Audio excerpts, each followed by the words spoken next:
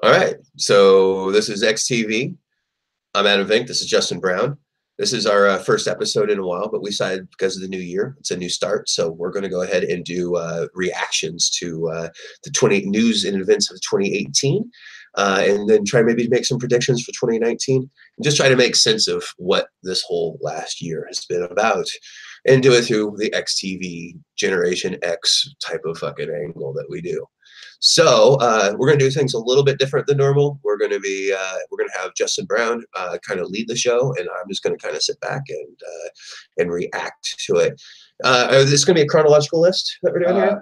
Yes. Chronologically. So for the year in review of 2018, do you have anything that you like to? Have all of the events of 2018 written out, available on paper format. Absolutely. All right. So, all right. So we're just going to go by the order of months and the days in the month where something notable happened, according to Wikipedia.com. All right. So we stole from Wiki, which most YouTubers do. Yeah. Of course. It's American way. All right. So we're going to start 2018 on January 1st. January 1st. Record lows are reported throughout the country. Cold wave begins. Also, retail MJ is legal in California. Oh, California retail marijuana is finally legal. Wow, it's only been a year. That's crazy to me. I mean, you just think of California and weed, you always do, but like, yeah, you're right. It was like just Colorado, Washington. Like, did Alaska go this year too? I think Alaska is now. Yeah, I know Alaska is now. Yeah, right, maybe they did it like beforehand, but yeah. So okay, January 3rd, Trump remarks that his nuke button is bigger than Kim Jong-un. Well, you'd hope so. On January 11th is when the infamous shithole countries. Oh yeah, and they kept saying "asshole countries," and I was like, "That's not good reporting." He said "shithole." Yeah, but it's broadcast TV, so they can still get away with it. On January 13th, Hawaii nuke scare. Hell yeah, that was nuts. Missile text that went out to everybody. This is not a test. So you had to think that Kim Jong-un, like they thought for a split second that Kim Jong-un, that North Korea was bombing them. Yeah, we were like, people in Hawaii were literally panicking and not knowing what to do because they thought a missile strike was imminent. That's nuts. All right, January 20th, Democrats block a bill. I don't know the name of the bill. Maybe you do. Okay. As a result of blocking that bill, the government shutdown begins. Okay, yeah, that's the quote unquote Schumer shutdown. Yeah. I believe it was because it was the original plan. I think this is the original DACA for wall funding. They were going to give $25 billion in wall funding, and then in return they're going to get DACA. And then I believe Trump got talked to by Stephen Miller, who like said, you can't do DACA, even if you get the wall, you can't do DACA. Like it's against our whole thing. And so yeah, so Trump was like, no deal. And then all of a sudden it's like, well, the Democrats are like, well, what the fuck, you know? And then, so yes, Schumer shut down. All right, go ahead. Sorry. Yes. Okay. So moving on to February 14th. The fucking Florida shooting. Marjorie Stoneman Douglas shooting, 17 dead. Yeah. Yeah, and I mean, it changed the gun debate in this country. I don't know permanently, but as we will find out later in the month of February. Possibly. Oh yeah, the March. Yeah. Sorry. Marjorie, that's intense. Yeah. I watched the interrogation video of the shooter for that. Oh really? I have not seen that. He sat in handcuffs for like an entire day, basically, like a shift at the police station. The cops talked to him a little bit at the very beginning, and then they just let him sit. He saw his brother, super long, and like he basically this dude sitting in a room waiting for hours and hours and hours. This tortured him by making him wait, I guess. And then they were just watching him. Yeah. Trying to maybe do a little bit of a psych assessment on him as well. Just shot up the school. Anyway, it was interesting. Yeah, it was fucked up. Yeah. All right. So February 23rd. And he got out of the school. Like, yeah. He went to. He could have like fled the fucking state and gotten away. That's so fucked up to think about. Yeah, he went for food first. Yeah, he went for a BK run. He fucked it all up. All right. So yeah, let's moving on. Not to Yeah, moving on. Yeah, we're just moving on. February 23rd. 2-3. Yeah. Trump calls for the largest ever sanctions on North Korea. Oh yeah. Okay. On February 24th, Manafort is indicted for money laundering Yeah, that was and big. foreign lobbying. That was a big one. Yeah. Violations. So yeah, so apparently, they keep saying no Russian collusion, yet Manafort is this guy who's like been surrounded by Russian and Ukrainian oligarchs for the last 15 years. That's been his career, and then he gets indicted on money laundering, taking money from these same oligarchs. Please continue. Yeah. So yeah, on February 25th, the NRA is under fire. Yeah. And Very loses nicely done. support from 14 different companies, many of which I noticed are travel agency like type places. Yeah, like they would rent give cars. discounts. Yeah, they would give travel discounts to NRA members. Yeah, that was like the big thing. Yeah. So then moving on to March. March 1st, Trump announces a 25% steel, 10% aluminum tariff. And then soybean tariffs come the very next day. On March 6th, Gary Cohn resigns as economic advisor. Yeah, over the tariffs. And they brought in fucking what's his name, Larry Kudlow from fucking CNBC and Fox Business. On March 7th, Stormy Daniels files her lawsuit. Yep. And Michael Avenatti is born as a star. On March 9th, Trump accepts an invite by Kim Jong-un for a meeting. Wow, in Singapore. This sounds like a great idea. Yeah. This is actually working out pretty good. I like this format. On March 13th, Rex Tillerson was fired. Yeah, oh yeah. On March 16th, Andrew McCabe. Fucking idiot. He got fired from the FBI. Fired from the FBI. Yep, yeah. He was the FBI director. And also on the same day, the Cambridge Analytica scandal is broken. Oh yeah, yeah. On March 21st, the U.S. opioid epidemic becomes national news. It just then? I thought this was national news. Yeah, but I mean, like, it's like a major report was released. Okay. Okay, I gotcha. On March 22nd, Trump announces Chinese tariffs, and more, not and just steel and aluminum. John Bolton is appointed National Security Advisor. Right. Taking what, Kelly's place? Yeah. No. Or no. Well, so it went from Flynn to McMaster. Right. That's right. Yeah. All right.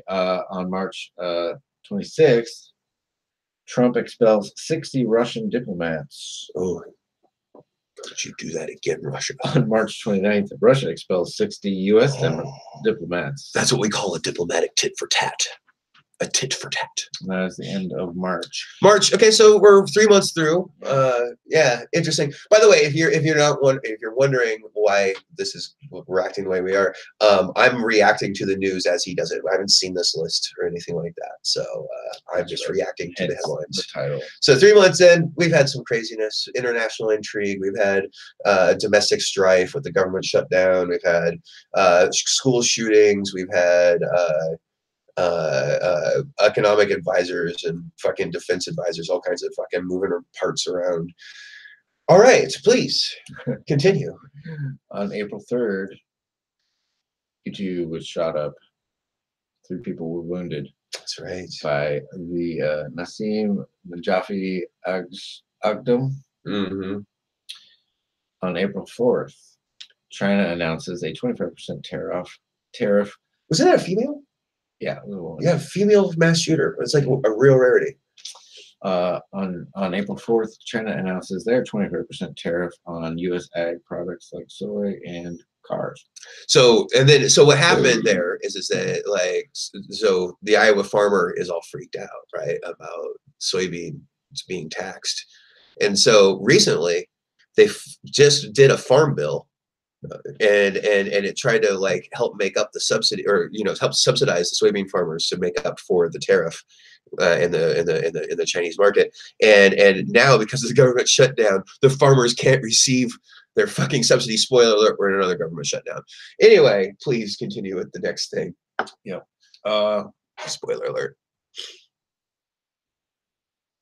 Trump announces on April 6th, 2 days later, Trump announces sanctions on seven Russian oligarchs and 17 government officials. Yep, he sure did. For being bad guys. Yes, and guess what's happened since then?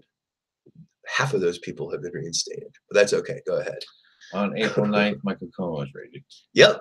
Oh God. And what did Trump say? He said it was McCarthyism, and he said it was oh God. He was so freaked out when it happened. Like he was just like, you know, it's like a national travesty or some shit is what he was trying to say. So yeah, what you got going on there? Why'd you do that? Yeah, no, so Michael Cohen was raided. On April 10th, Zuckerberg faces nation over a data breach involving 87 million people. Yeah. What are you doing? Don't worry about what I'm doing. All right. I'm just getting this.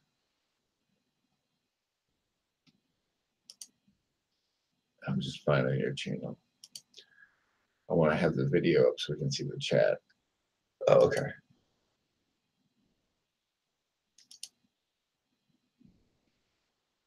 All right, there it is. Okay. All right, no one said anything yet. Let's go to, yeah, we can just click back and forth. I'd rather see the live monitor though. Yeah. All right, cool. So please continue. Yeah. So Zuck. On April 10th, Zuckerberg faced the nation over a data breach involving 87 million people. Yeah. That was when he gave his big, like, I'm a robot speech. Yeah, in front of Congress. Yeah. What we were like, blah, blah, blah, and shit. Yeah, anyway, sorry. He's like acting all incredulous. He's like, you're like, but dude, like, when you sign up for Facebook, you're giving away your privacy. He thought you're going to be private. Anyway, sorry. Go ahead. On April 11th, Paul Ryan announces he's not going to seek re-election. Retired. He saw the handwriting on the wall. On April 13th, Trump airstrikes Syrian airfields. Yep, after the chemical attack on homes. Yeah. Wow, that was last year. God, I felt like that was in his first year, and it wasn't. It was in his second. Wow. April 26th, Bill Cosby's found guilty. Oh, yeah. Sexual assault. Well, clearly.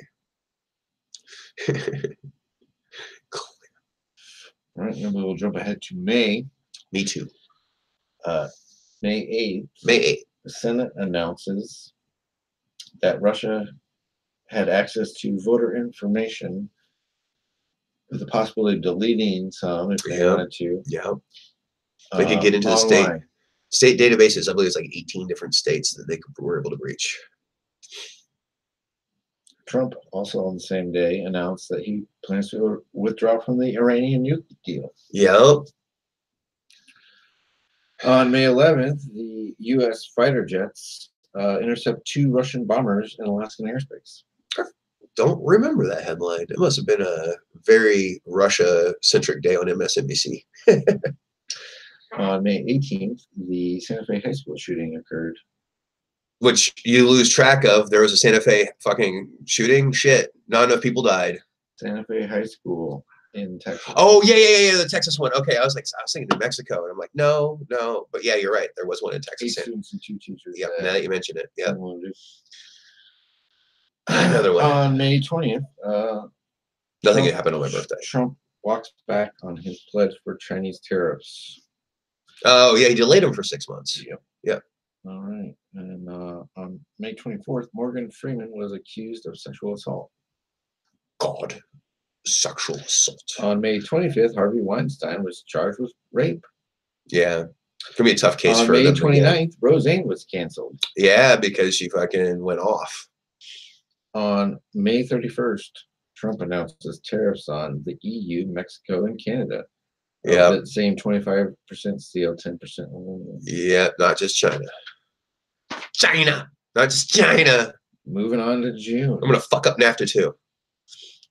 June 4th, Supreme Court rules that the dude wasn't, what did I write?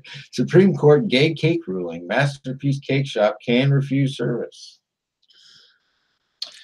That went all the way to the Supreme Court, folks. No, well, this is cake. With this cake, is it just a wedding cake between 2 men and they objected, or was it like depicting oral sex between 2 men on the cake?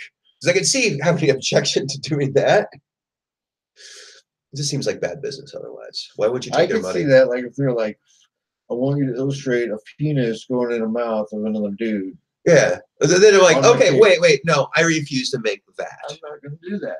But otherwise, it just seems like bad business. It's like, Yeah. we refuse to do it on the fact that you're gay, despite the fact that we're in Denver or wherever the fuck, Golden, or where the fuck these people were in Colorado. And then, like, you got like a 10% gay population or more in those cities. And then, like, he wants to exclude a large portion of his base sale. It just doesn't make any sense. But if he wants to do it, I guess the Supreme Court says it's cool. You can discriminate against gay people if it's a creative business. Is that what we get out of that? Yeah, I guess. Okay. June 8th through the 9th, Trump pushes to reinstate Russia to the G8 and eliminate tariffs. Really? He did that? I didn't even... At the G7 meeting. He was like, oh, we need to bring Russia back in because, Russia, because of Russia. On June 11th through the 12th, Trump met with Kim Jong-un in Singapore. Yeah, the Singapore summit. Yeah, sure. And they agreed that North Korea must... Well, the Korean peninsula must denuclearize. That was what they said. Great. Mm-hmm. It's worked great so far. You're off camera, by the way. Yeah, sorry, dude. On June 15th, Manafort bail was canceled and he was jailed for witness tampering. Yeah, absolutely. And then they locked. I mean, they put him in solitary, dude. But it wasn't like bad solitary. He had access to his laptop, where he did more witness tampering, by the way. But anyway, on June 19th, the U.S. announces it's leaving the UN Human Rights Council. Because that makes sense. Yes. Why wouldn't we do that? Of course. I mean, we want to be able to torture people, right? I believe so. On June 21st, Coco the gorilla died. Oh, yeah. Poco? Coco. Oh, the sign language one. That one. Wow. And like 60 or something like that, right? On June 28th, 575 women were arrested during an ICE protest. And there was also a mass shooting at the Capitol Paper. Oh, yeah. Yeah, in what? 5 dead in Annapolis, Maryland. Yeah. Yeah, stoking violence against and then also mass protests across the country called Occupy ICE. Oh, boy. Yeah. On June 30th, hundreds of thousands of protesters engaged in a anti-ICE protest regarding the family separation. Misdirected anger, I'd say, because you need to go after the administration and not the organization that is being told what to do by the administration. Like I said, it's the anger against ICE is misplaced. Like they need to it's not the ICE agents' fault that they're being told to enforce the law this way. They should slower roll. You need immigration enforcement. Let's just be cool about it. That's us looking at it because we're on YouTube. Yeah, sorry. It's all good. Yeah. Anyway, next. All right. So, July 6th. It's a Holocaust denier's favorite fucking month. Right. July 6th, U.S.-China trade war begins. First tariffs take effect. July 9th, I just wrote Brett Kavanaugh. Kavanaugh happened. Is that the hearing day? Yeah. No. Oh, that was just the announcement? Yeah. And I mean, we knew he was conservative. We knew that he was probably anti-Roe Wade. He was, but we didn't know for sure. He gave the stock answers in his first part of his hearing, but then, on July 13th, Mueller charges 12 with Russian hacking. The IRA, right? IRA, yeah, the Internet Research Academy. On July 16th, Trump meets with Putin privately in Helsinki, praises Putin and pisses off everybody. Yes, McCain especially. So McCain, spoiler alert, death McCain. Yeah.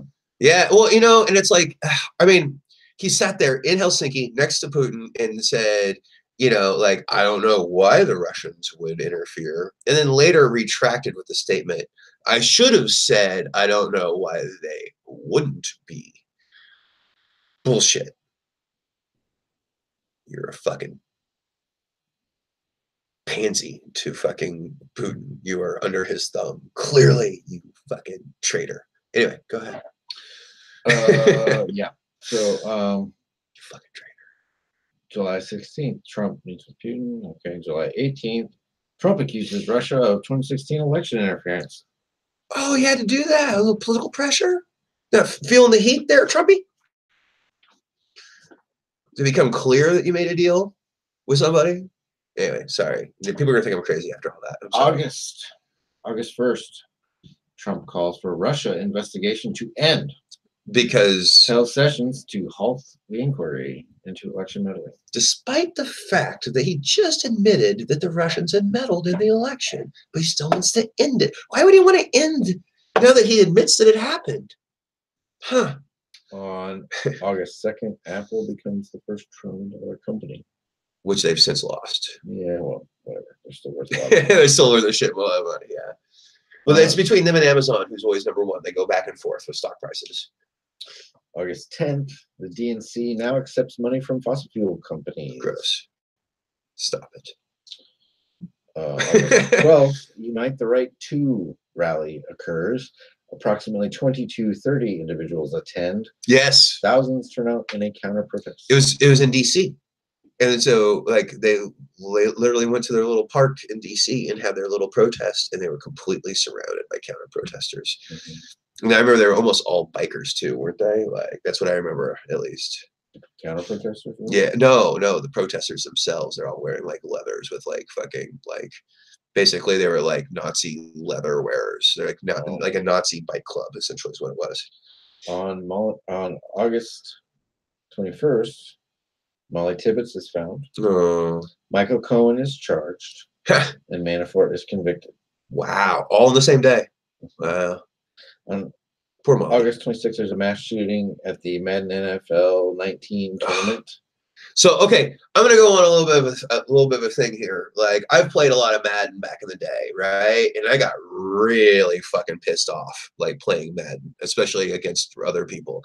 I know what it's like to be in Madden rage. I do.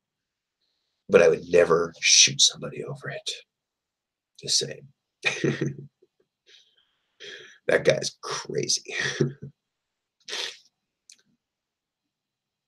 Also, if you want to take it from like an NRA perspective, Maryland has some of the most restrictive gun rights legislation in the country, and it did not prevent that particular person from obtaining that particular weapon. So, gun control, it has arguments on both sides. It does. Yeah. Anyway, I wouldn't make the argument, but others would. So September 5th, anonymous source drops to the press, particularly the New York Times, NYT, that there's someone working inside of the Trump administration against his agenda internally. Yes. To slow him down or stall him. Right. There was an op-ed, right? Yeah. Yeah. It was, yeah. People think it was the vice president's chief of staff who wrote that, actually. Yeah. On September 8th, Cortlandt Street Station in New York City opens in Lower Manhattan. Okay. It had been closed since 9/11. Oh shit! Wow. Yeah, finally reopened. Wow. 17 years. Yeah. Wow. September 16th, Christine Blasey Ford. Oh yeah, goes into Congress. Yeah, and she Senate. Announces that she's. Oh, okay. Kavanaugh had assaulted her. On the 22nd. Christine Blasey Ford agrees to testify. Okay. On September 23rd, a second accuser for Kavanaugh emerges. Oh yeah, the on December genitalia in the face at September 26th, Harvard. A third accuser for Kavanaugh emerges. Yeah. And on the 27th, Christine Blasey Ford testifies, which was a crazy moment in American history. Yeah. And well portrayed on Saturday Night Live by Matt Damon. Really well portrayed. I mean, it's extreme what they did, but it's basically how the dude acted all the way through. It was ridiculous. On October 2nd, Jamal Khashoggi is killed in the Saudi consulate. Dismembered with a bone saw while he's living. Yeah. While he's living? How do you know he was living? Because they heard him scream. He said, "You bitch, you cut my fucking finger." Wow. Yeah, no, there's an audio recording that makes it clear that he was tortured to death by slowly dismembering him from the extremities in. He apparently died after they like cut his femoral artery. So there you go. Yeah, that's how they killed him. Man, run out through the femoral artery, huh? Yep. Fuck. All right, so October 20th, Trump announces that he's canceling the Intermediate Range Nuke Forces Treaty. Yeah, sure. Why not? Canceling, yeah. Why not? You know, fuck him. Yeah. You know, like we need mid-range nukes. Yeah. Clearly. And October 24th, bombs are mailed to George Soros, Obama, Clinton, Brennan, Waters, Holder, De Niro, Biden, Booker, and Clapper. Mm-hmm. None of them went off. No. On October 27th, there's a mass shooting at the Tree of Life Synagogue. 11 dead. Yep. On October 29th, troops are sent to the border to face the migrant refugee. The caravan. Oh. The invasion. The invasion. From caravan. Mexico. Oh, no, but not Guatemala and Honduras, but okay. The invasion of brown people. Let's face it, that's what it is. Who are poor and need like fucking sanctuary. Sanctuary. If I were them though, I would try to get it in Mexico. Let me be honest with you. Why would you come to America anyway? Like Mexico's got it going on right here. Well, it's true, but Mexico's kind of got it going on right now. Like I'm jealous of Mexico right now. Anyway, I mean, I'm not jealous of their form of government or anything, but like I'm jealous of their economic progress, and they've got their own culture, which is fucking something I guess America has, but it's so fucking blah. Who gives a fuck? Yeah. Anyway, November 6th. Midterms. Yes, the sweep. Dems take up 40 seats. 40 in the House seats. And gain 7 governorships. Lose 2 Senate seats. Therefore, a victory for Trump. In Trump's mind. November 7th, Sessions resigns. Yeah, he resigned. Yeah, sure he did. On the same day, there's also another mass shooting in Los Angeles at the Borderland Bar and Grill. Oh, that's right. Dead. And what's crazy about that shooting is that it was at a country bar, and there were several attendees who were at the Las Vegas shooting last year who also attended that bar and the concert they were at that bar. One of which survived the Vegas shooting and died in the California shooting. Fuck. That's fucked up. That is fucked up. Yeah. All right. So on November 29th, Cohen pleads guilty. Yep. To lying to Congress about the Russian inquiry. Did it without a deal, by the way. Did it without a deal. Like pled guilty on his own volition. Did not do the did not make a deal with the special prosecutor, just hope for leniency from the court. Anyway, go ahead. On November 30th, George H.W. Bush dies. And for some reason I was really sad about that. I was. We missed the McCain death in there. I didn't. Fucking McCain died too. When did he die? It was in like July, August, I want to say, somewhere in there. It was later than that. You think so? I want to say it was like September. Okay, well, it's only a month later. You could be absolutely right. All right, so finally, on to December. December, we're in the last month already, dude. December 12th, Cohen is sentenced to 36 months. Yep, fair sentence, I believe. The 13th of December, the Senate votes to end military assist to Saudi Arabia over the bin Salman and Khashoggi killing. Yeah. Well, bin Salman ordering the Khashoggi killing. Exactly. Yeah. On December 20th, Mattis resigns over the administration's. Well, he did resign, but then got fired. Yeah. When people read his resignation letter, they're like, "Wait, Did he just say the president's stupid and like doesn't know foreign policy from his asshole? Because he doesn't. But yeah, they fired him extra early. We now don't have a defense secretary. Hey, if you want to invade or like at least punish us in some way or like fuck with us somewhere around the world, do it now. We have nobody in charge. We got one guy in charge. He does have the button. Don't do too much. But if you want to fuck with America, you can fuck with us right now. All right, go ahead. Not giving anybody any ideas. I don't want you to do that. I'm just saying, if you're waiting for the time to do it, All right. don't do it. Yeah. So, and then December 22nd, the partial government shutdown occurs.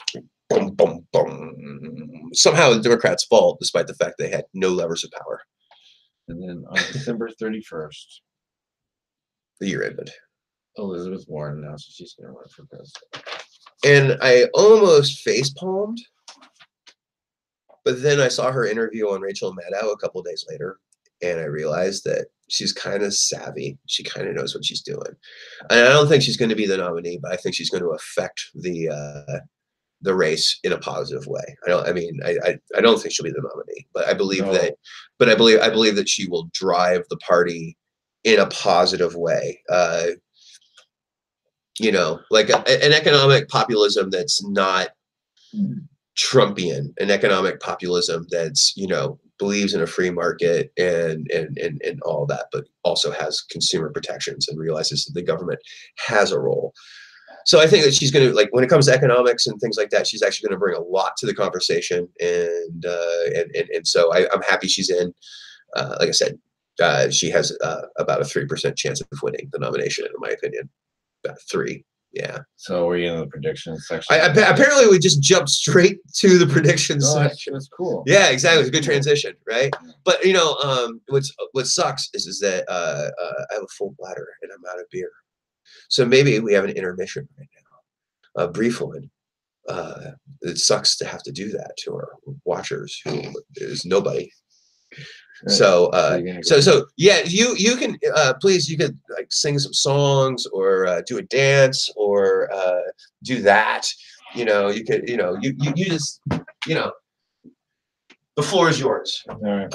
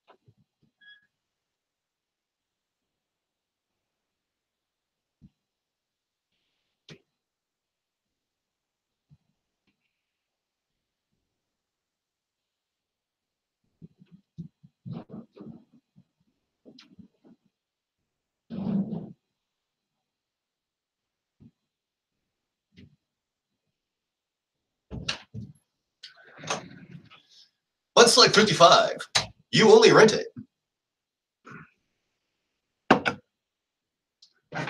All right. So that was quite the list. Not surprising of the mass shootings. You knew you had a few in there.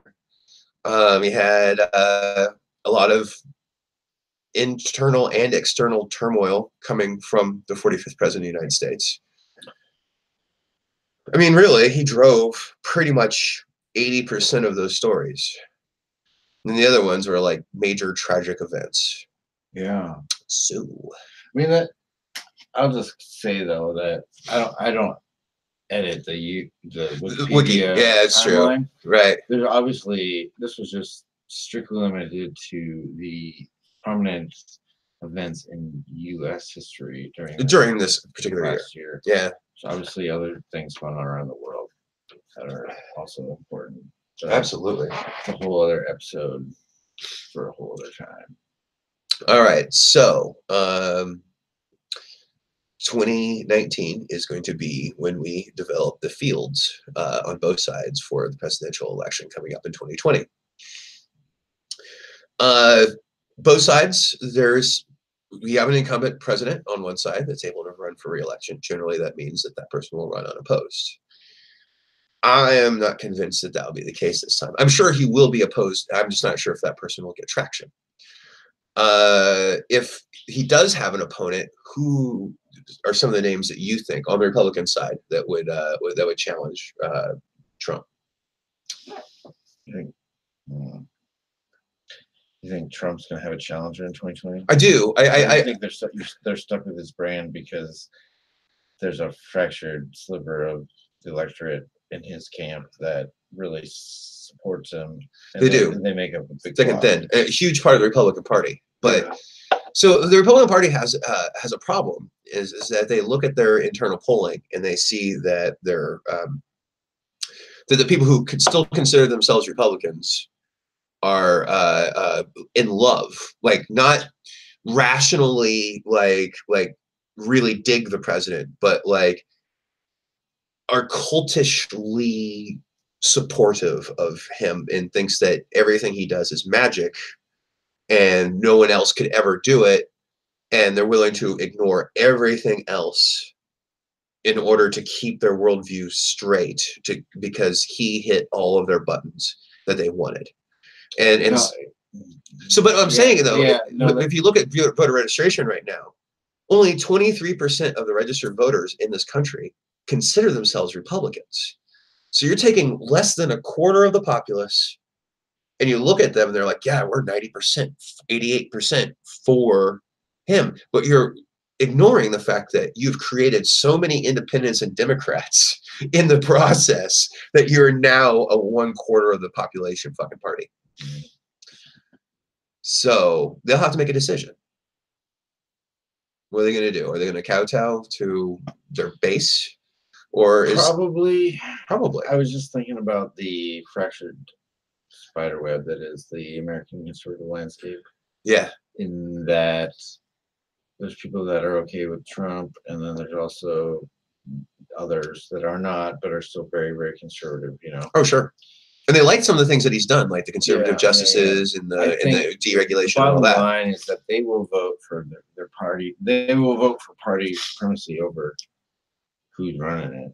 You know what I mean? Yeah, but like, okay, what if the Mueller report comes out and he says, well, I don't have the power to indict the president? Well, I don't know why the conservatives would be at all worried about this. This is the thing.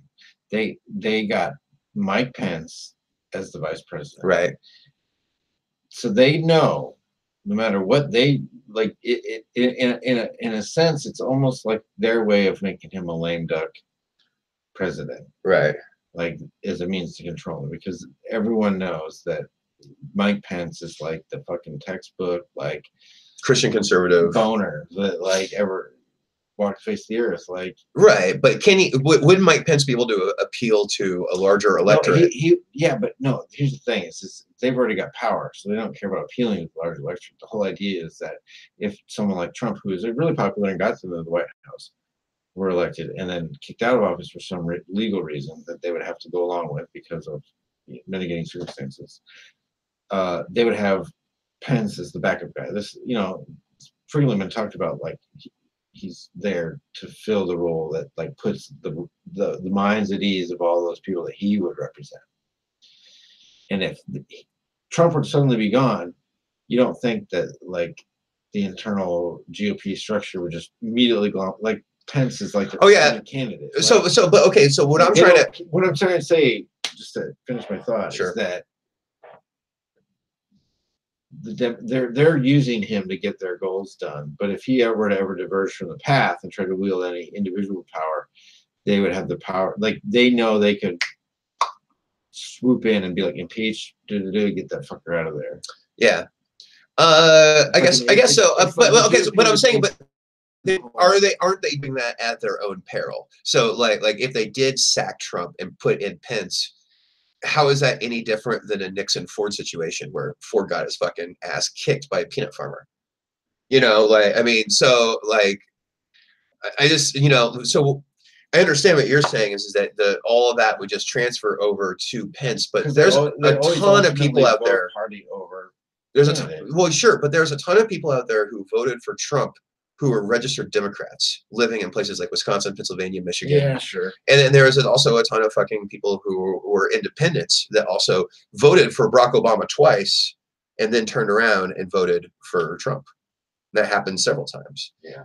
So I mean, for amongst a lot of people, a large part of the electorate did that. So would Pence have those independents and Democrats? That's for debate.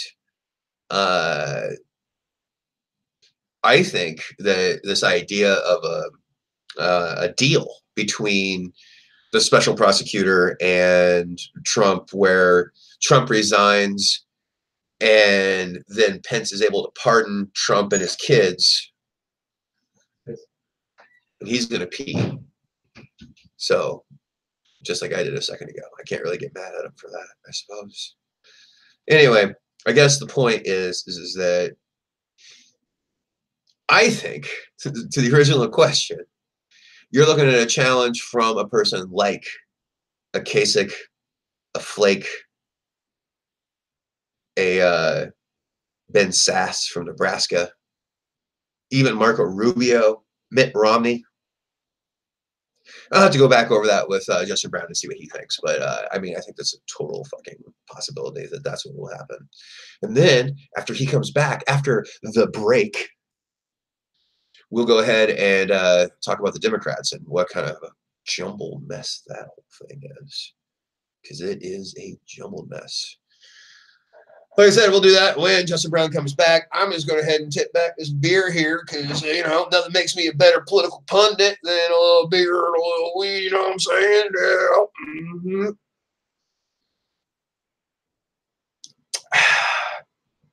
Coors Light won't make you pee as much as Bud Light 55. Okay, so while you're gone, I premised the question. I said, originally I said, you know, the question was, do we think that there's going to be a surge from the right? Is somebody going to run against Trump? I think someone will emerge to run against Trump. Whether or not they have the ability to unseat him is a whole other can of worms, and I don't think they do. But I could see someone like John Kasich from Ohio, or Ben Sass from Nebraska, or Mitt Romney, or Jeff Flake, Jeb Bush, or even Jeb Bush, or even Marco Rubio. I could see one of those men having enough ego to say, hey, I can bring down Trump, and so I'm going to give it a whirl. They might not get anywhere, but I think one of those guys is going to step up and be like, okay, no, we can't have this. You think someone's going to run against him? Yeah, I do. One person will. One of those 5 people I just referred to will run against him.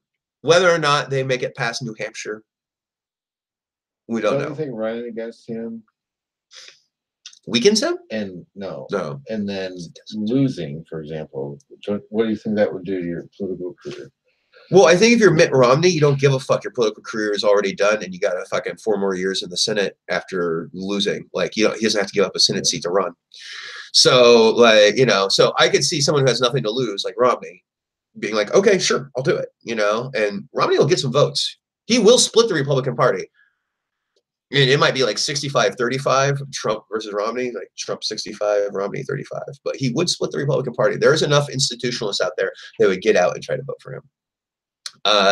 Okay, now to the Democratic side. Who are your like front runners for the Democrats? Any ideas? In 2020? Yeah. I mean, we got Lizzie. She's already in the ring. We already talked about her though. Yeah. This is why I said we ended 2018. Yeah, so she's announcing her run. I don't think that she represents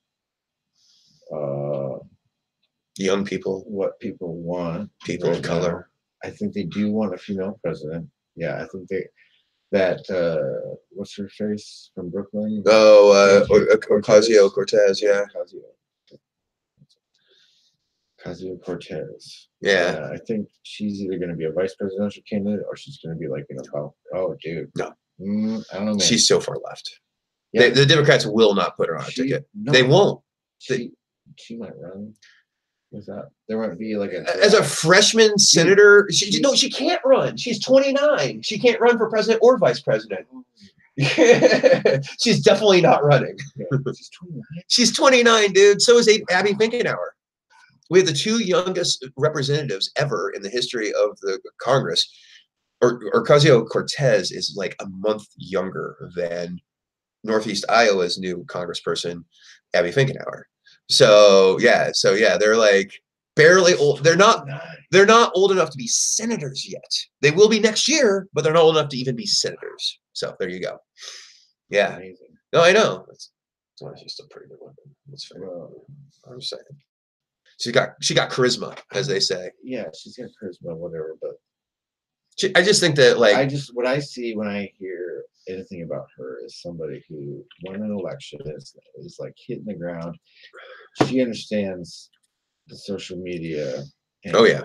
She probably has a team of people in her peer group who also understand the social media angle. Yeah. She's hitting it hard. Absolutely. There's no doubt about it. She's a force to be reckoned with.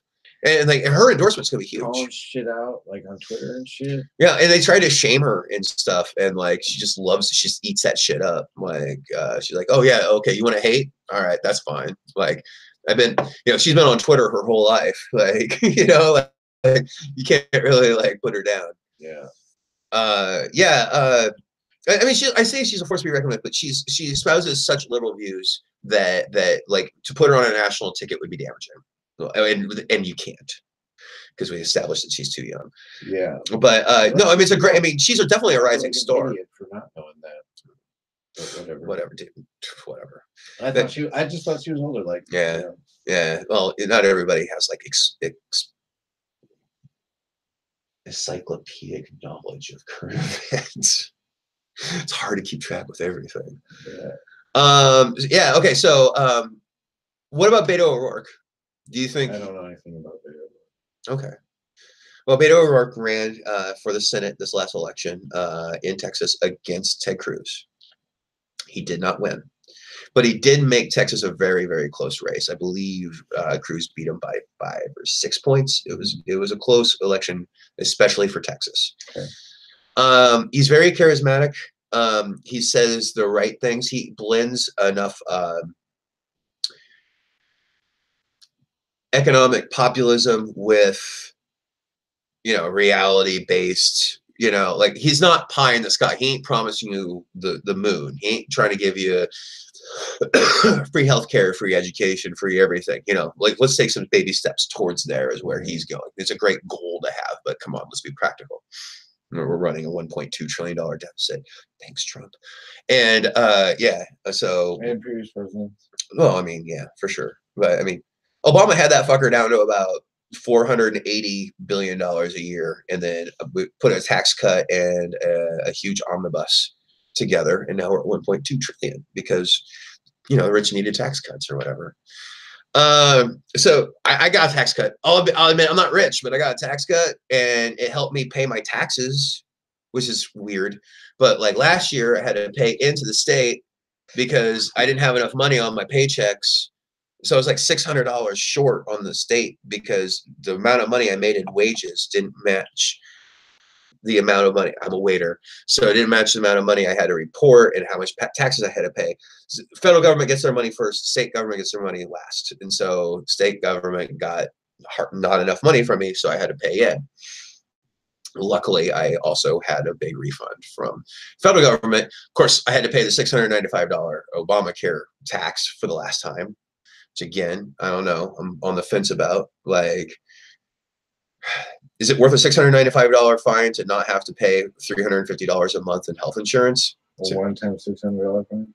Yeah, $695 fine a year. Yeah. Oh, per year. Per year, but still, I mean, it's 2 months of premiums. I had to make a choice. Anyway, I guess. Okay, so that was off topic, but so, I think Beto has a chance because he's. Oh yeah. So the tax cut made it so I could pay my state taxes this year. Like I haven't been short. But you're talking about your Obamacare cost? Yeah. So you took the hit on the fine. Yes. Because it's a one-time tax fee of $695. Okay, against your tax return. against my tax return. And then, but if you were to have Obamacare, it would cost you how much per month? About $350 Per month. Yeah. Or you can just go without insurance. Or you can go without insurance for the entire year, which I did, and not pay 10 months of premiums. I paid 2 months of premiums to pay for the, and now I don't have to pay anything because the fine's gone. Because that was part of the GOP tax cut. Yeah, it was part of the tax cut too, which is that they're going to cut the fine, thus trying to defund the insurance markets that were set up in Obamacare in order to deep six Obamacare. The whole idea is to undercut people joining the insurance marketplace so they can just like fucking reform everything and make it so they can, discriminate against fucking pre-existing conditions and sell you junk healthcare plans again. Because that's the ultimate goal. The ultimate goal is that they want to be able to sell you a bunch of crap because that's before Obamacare. I worked for a Riverside casino, and please don't sue me, Riverside. I'm not trying to badmouth you, but they gave me an insurance package. That I had to pay 100% of everything for. But they were like, here, you can have health insurance. And I was like, okay, cool. What's it going to cost me? And I'd worked for the university previously. I was used to nothing, which was nice. They're like $395 a month. And I'm like, oh, that's a lot of money. And it's just me. They're like, yeah, well, it's health insurance. And I'm like, okay, but I'm healthy and I'm young. Like, it's just me. And $395 a month. Okay, cool. So, and then I looked at the deductible. There was $1,000 deductible. There was a $25,000 annual cap on what they would pay. So what they were trying to do is make it so I would only benefit from their insurance if my insurance costs for a calendar year were between $10,000, the amount of the deductible, and $25,000. That $15,000 range is all that they were willing to cover for $395 a month. So that's when I stopped getting health insurance because I know a scam when I see one. I would much rather go into bankruptcy than pay a vampire amount of money, like a third of my monthly income, essentially, for healthcare when you're healthy. It's a scam, man. And so Obamacare tried to fix some of that shit, and they did a good job. Didn't do anything about the costs though. Kept the costs high. You can reform Obamacare without destroying it, and that's what they should have done. That's what this whole last election was about. Anyway, there's a prediction for you. The House is going to pass fixes to Obamacare. They will not be taken up in the Senate, or if they are taken up in the Senate, they'll be vetoed by the president. But that's a prediction for you. I believe that the House will investigate the president ruthlessly and make it all public in front of everybody. Wow. And I think that they will do everything in their power to reject the subpoenas. But history, as our guide says, it won't succeed. We have Richard M. Nixon versus the United States on our side. Impeachment, no, unless the Mueller report recommends it directly. If the Mueller report says you got to impeach the guy, then it'll be politically expedient for both sides to impeach him. I doubt he's more staid and laid back. Oh, that's nice. Okay, so do you have any predictions to make for 2019? Sure, why not? Well, if history's any guide, there'll probably be a couple mass shootings a month. I am predicting some sort of bizarre weather with the lack of winter in the Midwest. Yeah, so we went through a cold wave. I didn't write it down, but there's also a heat wave that occurred. Yeah, and then now we're kind of in a weird. Well, I remember last year's cold wave at the beginning of the year was it. That was our winter. I was out running in April, so we had a normal winter/spring transition. Yeah. Wildfires. Oh, We didn't yeah. even talk about the California wildfires. That shit was crazy that it wiped out a town of 20,000 fucking people. Yeah, right. That's messed up. What town was it? God, I feel bad for not knowing. Santa Rosa was there. It was by Santa. I don't know. I know there was a considerable portion of Santa Rosa. It was north central California. It was really close to Fresno. That could be Santa Rosa. Well, Santa Rosa was at the town. I forget the name of the town, but god damn it. But yeah, so I mean, seriously, a town of 20,000. How many people are still missing from that? Like, what are we even dealing with? I mean, did all these people die? Because they were like talking like 8,000 people missing. There's a video somebody shot where they left and then they came back the next day and they found all their neighbors dead. Yeah, it's fucked up that we can live in this day and age and have entire American cities. And all kinds of shit. Mm-hmm. Yeah. All right. Let's see. I believe that there will be over 20 candidates on the Democratic side. It's going to be an incredibly diverse group of people. I believe there's only 5 or so that have a legitimate shot at winning on the Democratic side. I think Biden's a non-starter. He's too damn old. Yeah, he's kind of creepy too. He has some past stuff that like he's played some grab ass on stage in front of cameras. You know, he might get me too'd. Then there's okay, you got Cory Booker. Everybody's like, ooh, Cory Booker. Been a rising star in the Democratic Party for a long time. Decent senator, gets the job done. It's on some big committees, gets some exposure from the big committees on television. He's willing to interview at any time. Also very good at social media. Became famous as Newark mayor because of his social media feed. He would literally be traveling around in Newark and someone would like at him on Twitter, you know, hey, I got my cat stuck in a tree. Bad example, but that's the kind of thing it was. And he would go personally and like help people out and shit in Newark. This was like, that was like a thing that he did. And he did it not once, he did it a bunch of different times. And so like the guy's savvy when it comes to that sort of thing. But I worry about his personal life. Like, I mean, he's a confirmed bachelor. He's never been linked to a significant other of either sex. I mean, does that make him asexual? Does it make him a closeted homosexual? It shouldn't matter in 2019, 2020. But like, if he's unwilling to come out, if he is gay, and it comes out that he's gay, then he's going to look really, really bad. And so he's got to make a decision if he is in fact gay, and he has to come out soon, almost simultaneously with running, like announcement for running for president. Kamala Harris, great idea for a candidate. We'll see what happens. Woman of color would be fucking fantastic on the Democratic ticket and could gain a lot of votes. She's a heavyweight for sure. I think Beto O'Rourke has a shot just because he could help carry a big state like Texas, or at least be fashionable in the South. Mm-hmm. Maybe he could swing Georgia because of a Southern Democrat. And then there's always that idea that there's a dark horse out there that we don't even know his name or her name. We don't know their name. And so, you know, there's always that. So, yeah. Let's see. As far as sports go, I think my prediction is the Chiefs will win the Super Bowl. I'm going to go ahead and stick my neck out there and say it's going to be the Chiefs.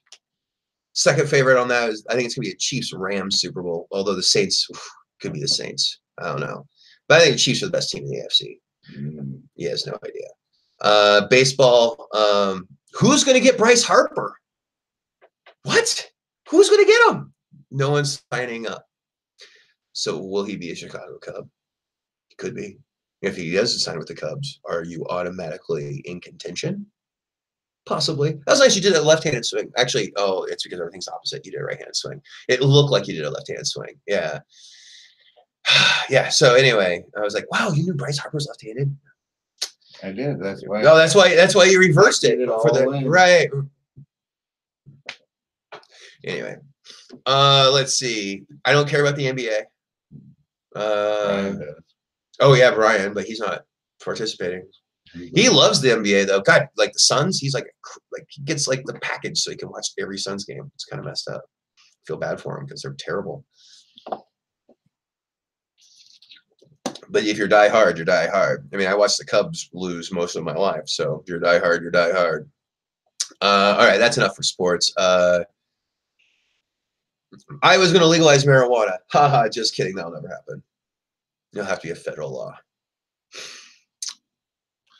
They might. We were just talking about this the other day, how hemp's legal nationwide now. Is this Steve King's last term? Ooh, can of worms. History tells me no. We ran a really good candidate against him this time. This was a blue wave election. He was a good candidate too. That kid knew how to speak fucking Dutch conservative Christian. And he still couldn't beat him. Dutch conservative Christian, that's how you win out west. God damn it. You know, I could pretend if I wanted to. You know, I could do I could be the wolf in sheep's clothing. I could run as a Republican out there. I know how. I'm a socialist Republican. Right? You know, I'd be like, no, GOP for life. Fucking motherfucking Ronald Reagan, live long and prosper. Yeah, you know, and they'd be like, yeah, abortion sucks. And then, you know, and then be like, I'm all about guns, NRA all the way. And then you get in office and you're like, just kidding. It'd be great. JK, LOL. I'm not who you thought I was. All right. It'd be awesome if someone would actually join our show. Yeah, it didn't happen though. I know, but guys, you're a big letdown, guys. Luis, letdown. Justin Clark, letdown. Warren Ripley didn't even answer the text messages. Total fucking letdown. Anybody whoa. Oh, Travis says he'll be on in about 20 minutes. We ain't got 20 minutes of material. Sure we do. Man. We just gotta hang out for 20 minutes. I think you should go in the bathroom. Yeah. Use it. Use the bathroom. Use the bathroom. Use it or lose it. Use the bathroom. You use it. All right. Fucking more like dumb TV. XTV is dumb TV.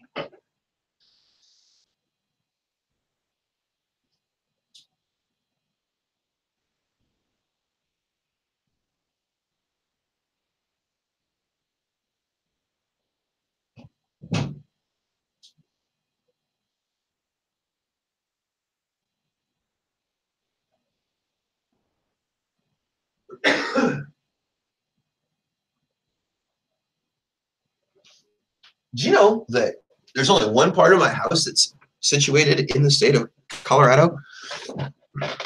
What? Yeah, just one room. Actually, it's 2 rooms. This is usually one of those rooms, but yeah. Little known fact, I even though with the flag and all the paraphernalia around it. Yeah. So tell me about this book over here. I have no idea. I haven't even picked it up. It's called The Driftless Reader, though. You should read to me from it. Oh, okay.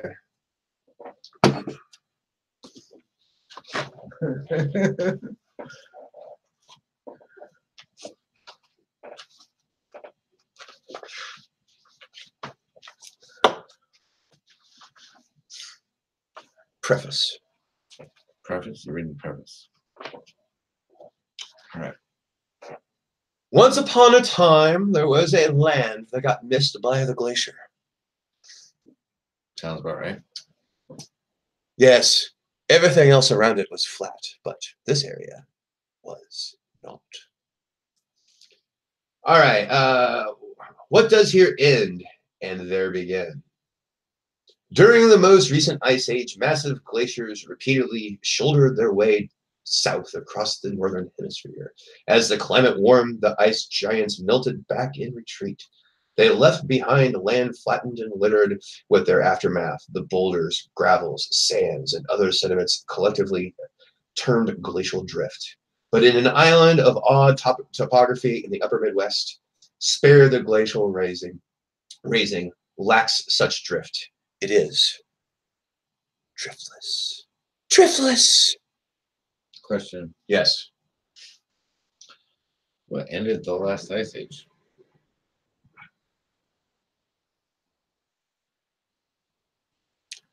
Campfires. Campfires. Mhm. Ended the last ice age. Mhm. Neolithic man. Uh, No, that's a bunch of crap. No. it- It's. I believe the last ice age was the most previous ice age was caused by axial wobble. So the axis of the Earth, like we always think of it as being at a kind of a curve like that at like 23 and a third degrees. That's why that's the meridians of whatever. So we think of the Earth as being angled like that, but occasionally it gets a little off of it, and so the actual axis of the Earth wobbles over time. Right now, we're in the northern hemisphere is in a solar centric tilt. So the northern hemisphere is at this moment pointed closer to the sun than it was in the last ice age, where it was tilted further away. So yeah, it's called axial tilt, and it explains that you can do. Yes, go ahead. Another question: how much influence does axial tilt have on the climate change that's going on? Actually, we are in a period that we should be experiencing a new ice age. We are actually, like, I actually misspoke a second ago, where I said that we're on a close end. We're actually starting to wobble back towards the far end. So, if all things were equal and we weren't burning all the carbon and everything like that, we would be entering the first part of a new ice age. It would take a long, long time for there to be new glacial like building and everything like that in the northern hemisphere. It would take much longer than our lifetimes. But like over the millennia, like it would if like I said, if we weren't burning all this carbon, we would be entering an ice age. We would definitely have much colder winters right now. We would have a lot. Yeah, it would be longer, colder, darker winters. But that we've come around on that and like killed it with greenhouse gases. So yeah. Anyway, we're overdue for an ice age, but we're thwarting the ice age with global warming, essentially. Anyway. Well, I mean, like an ice age like that, though, where it was like glaciers down in the Midwest. Yeah, well, we would have that probably in like another 10,000 years, if all things being The equal. axial tilt would just. It takes forever to make a glacier. Yeah. I mean, it does. I mean, like the idea is that it's cold in that part of the world so much that the ice pack doesn't fully ever melt. It just like the surface melts in the summertime, but then refreezes at night. And so like it creates layer after layer after layer where you build this giant fucking thing. Sure. And that, yeah. So Yeah. Generations. Well, this is no millennia. Like no, we would never see it in our own lifetime. Or our kids' kids. All right. Glaciers define the edges of the driftless area. Waterways vein its interior. The Mississippi, Wisconsin, Upper Iowa, Kickapoo, Zumbro, Root, and other rivers flow through the region, each fed by fractal tributaries branching up into their valleys of origin. The driftless area includes southwestern Wisconsin and parts of neighboring Minnesota, Iowa, and Illinois. Geologists and other driftless aficionados recognize different boundaries. Areas that are partially covered during earlier episodes of glaciation that escaped the last Wisconsin phase that were pooled waters during the Great Melt. However defined, the driftless is overlaid with modern political boundaries. Across these boundary lines is distinguished by layered foundations of sedimentary rock, by its rolling ridgelines, hilltops, and blufflands, by its dendritic networks of waterways, by soils born of bedrock, blown in a luss, and carried its running waters by a mix of remnant prairies and savannas, woodlands, forests, and wetlands, by a rich array of wildlife adapted to its variety of wildlands, farms, woods, waters, towns, and cities. Cities. The driftless is a good place for people. The 12 millennia plant and For 12 millennia, plant and animal provisions to sustain its humid inhabitants.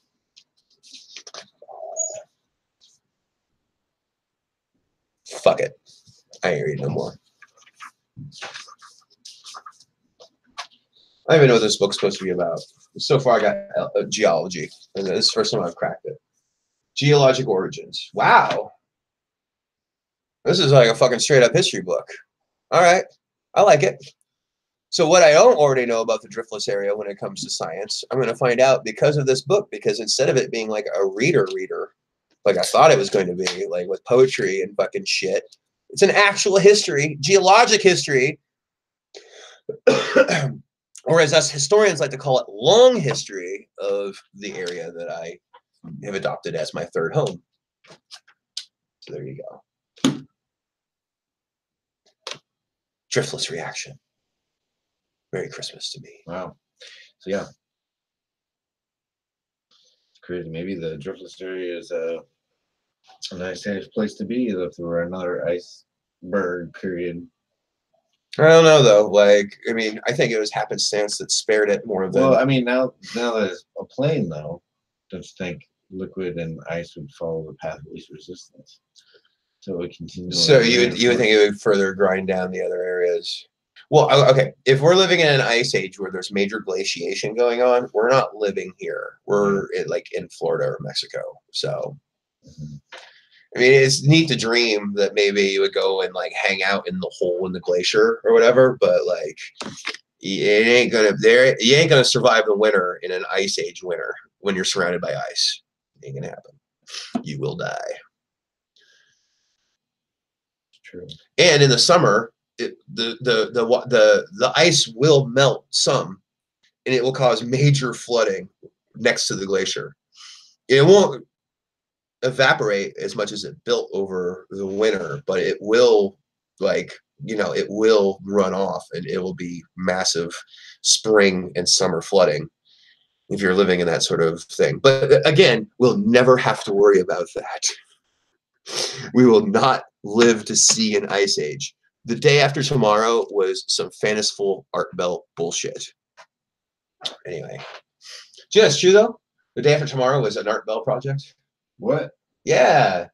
It was definitely like he helped finance the day after tomorrow, and he helped provide some of the ideas of how it would all go down.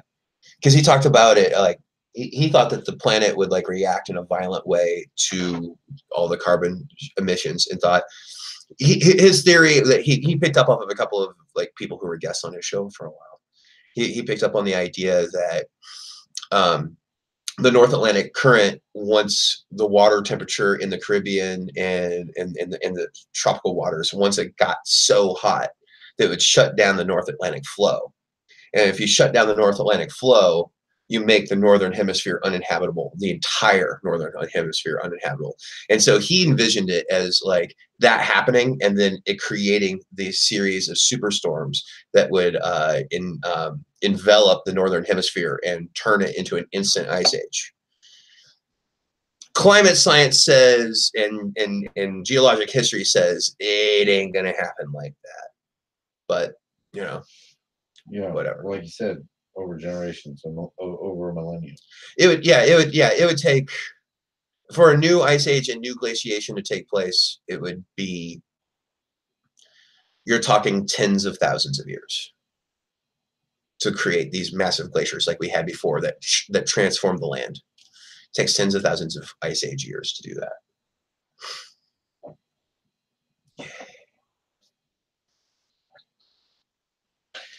crazy to think about, man. Yeah, so we're killing time. So is global warming a good thing? No, not at all. Do you think it's good that it's having up? We would be entering an ice age right now. Well, it would. Okay, so the catastrophic effects of major global warming, which is what we're talking about in the next 100 years, with all the coastal flooding, with all of the extreme weather events, with everything like that, we'd be much better off spending the 10,000 years adapting to a new ice age than we would be from instantly having to deal with all this bullshit in the next 100 years. So if you're selfish and you know you're going to die in the next 50 years, like I'm probably going to die in the next 50 years, I'd be 90. Then sure, yeah, great. Global warming is going to really help me out.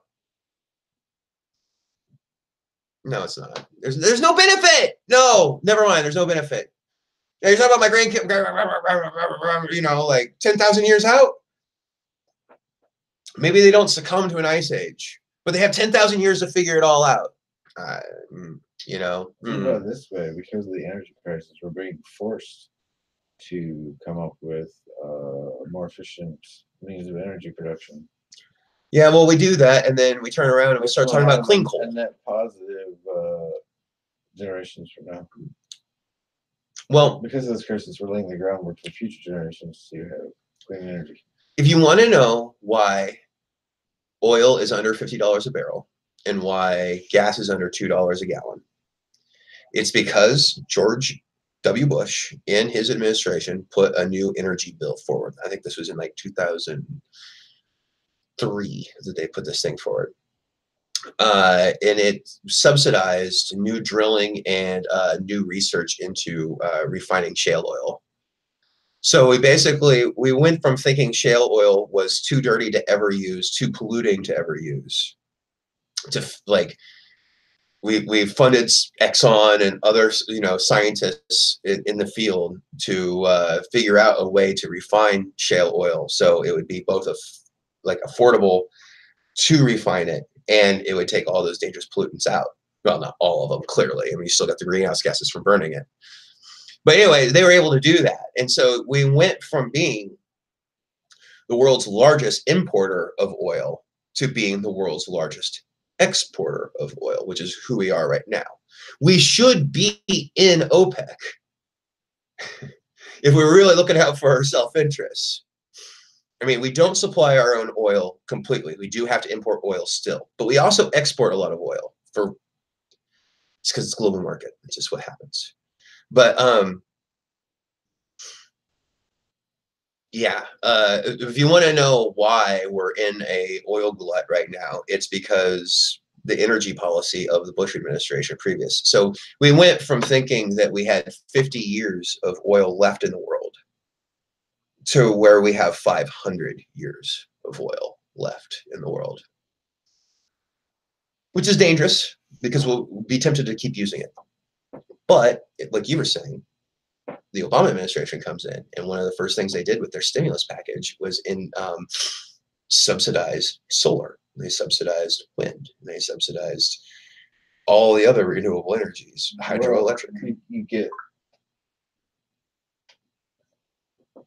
You get a significant return on your investment, though, if you do that. Right. No, and so America has become, I believe, it's the fastest growing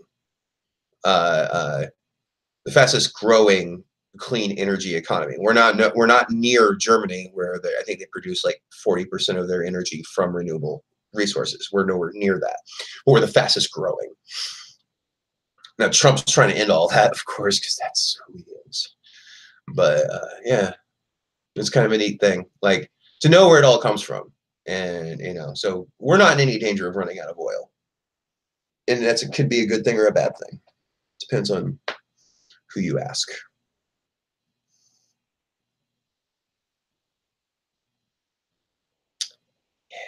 Mm-hmm. So,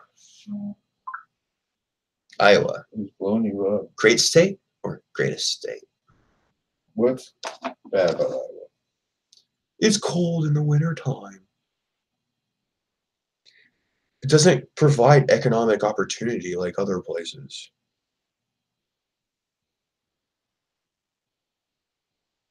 You got about 10 more minutes for Travis.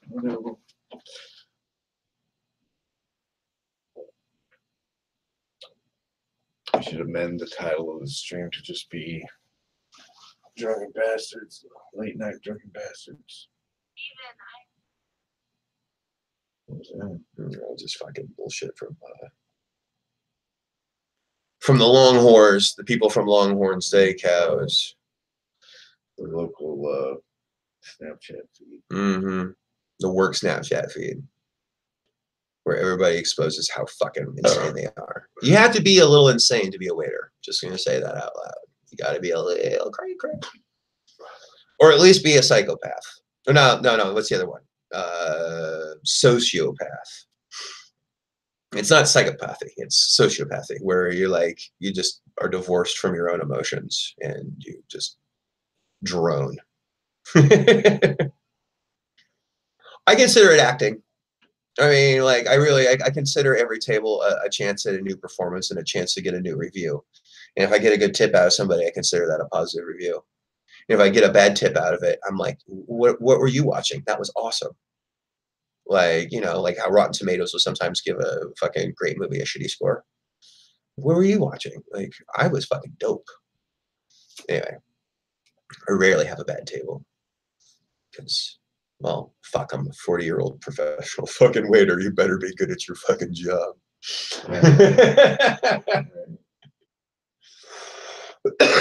People compliment me on my job, and I'm like, yeah, you know, I'm 40 and I'm doing this for a living. I would fucking hope so. If I was bad at this at this age, yeah, that's a good point. Yeah. You don't sprout to your age as a waiter without having some chops. Yeah, man. Oh, I got chops. I got all the restaurant chops. Hey, I'm for hire, by the way. If you need somebody to run a restaurant, I know how to do every fucking thing in the goddamn place. I can even cook. I can cook better than your best cook.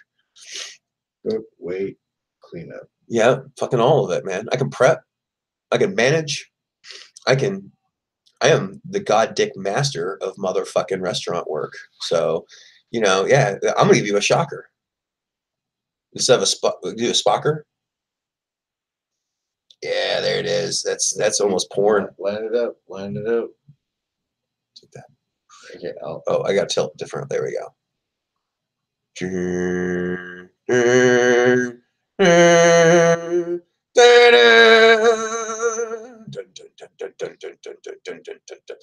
All right. We're getting drunker and drunker, and this is getting dumber and dumber, and I love every minute of it. I'm gonna be honest with you. All right, again, I'm gonna go actually use the bathroom this time rather than just puff. Again, my bathroom's in Colorado, so it's okay.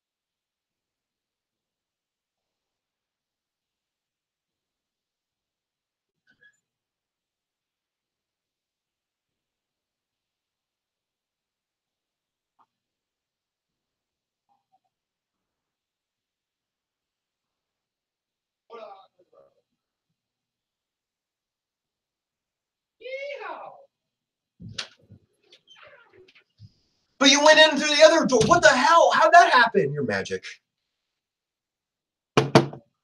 He's magic. You know, the illusion of television worked great until I stand up. And it's like, oh, he's just wearing fucking running pants and his button-down shirt. That's right.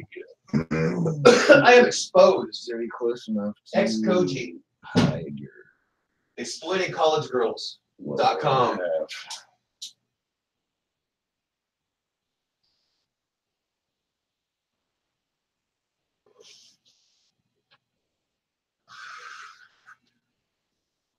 Can't believe not a single person joined this room.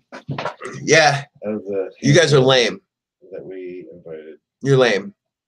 You knew this was happening, and you're willfully not joining. Lame ass fucks. It's okay though. It's okay. We'll remember. Next XTV, we're gonna shame you live on the air. Again. Not just this time. For fun. Oh, and here comes Justin Clark, who decided to join us this time. Hey, thanks for like blocking out a part of your really busy fucking schedule. Whoa. I know, that's a little personal. I'm Whoa. sorry. That was not even, no, that wasn't even real. That wasn't even real. That wasn't even real. I'm joking. I am joking. I am so joking. He's a good guy. He is busy. He runs a restaurant.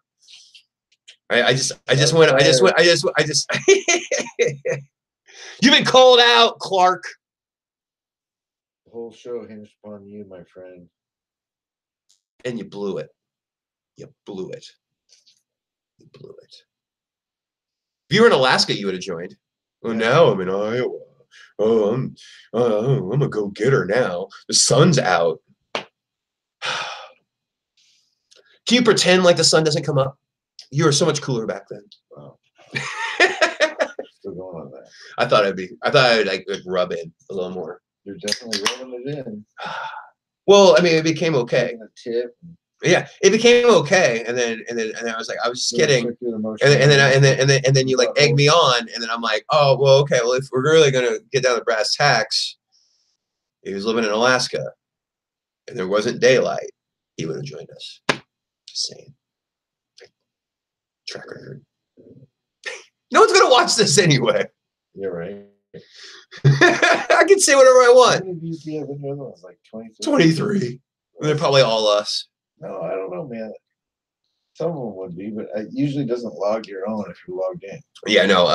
Actually, you would see like where the people were watching it from, and you would get like 3 minutes from Israel, you know, and like, oh wow, this person in Argentina watched you for a whole 5.5 minutes. Like, oh great, wow, did you know what I was saying? Because I'm speaking Midwestern English. I hope you know English, or as I like to call it, English. Oh, I like to speak English. Oh, that's racist. I'm sorry. I keep forgetting that I can't do things like that anymore. Well, yeah, this is life. Right. Oh, we got some lobster craws. What the fuck are lobster craws? Huh? 53, 13. Oh, hair pie. Oh, very nice. Oh, hair pie. You know, 80s movies. Let's talk about Revenge of the Nerds in general. There's a lot of wrong things about Revenge of the Nerds. First of all, there's hazing. There's sexual assault. I mean, Louis Skolnick, one of the main characters of the Nerds, goes down on a chick unsuspectingly, and somehow she falls in love with him after that. To me, that's rape, but hey, in a brave new world. Let's see, what else they got? They made fun of fat women with the Omega Moves. Let's see. PC. No, and then you got the Asian Takachi. Like and so that's who I was making fun of a second ago. Well, I was mimicking. I wasn't making fun of, but I was mimicking Takashi Hiro, the character, and like he was like your total Japanese tourist stereotype.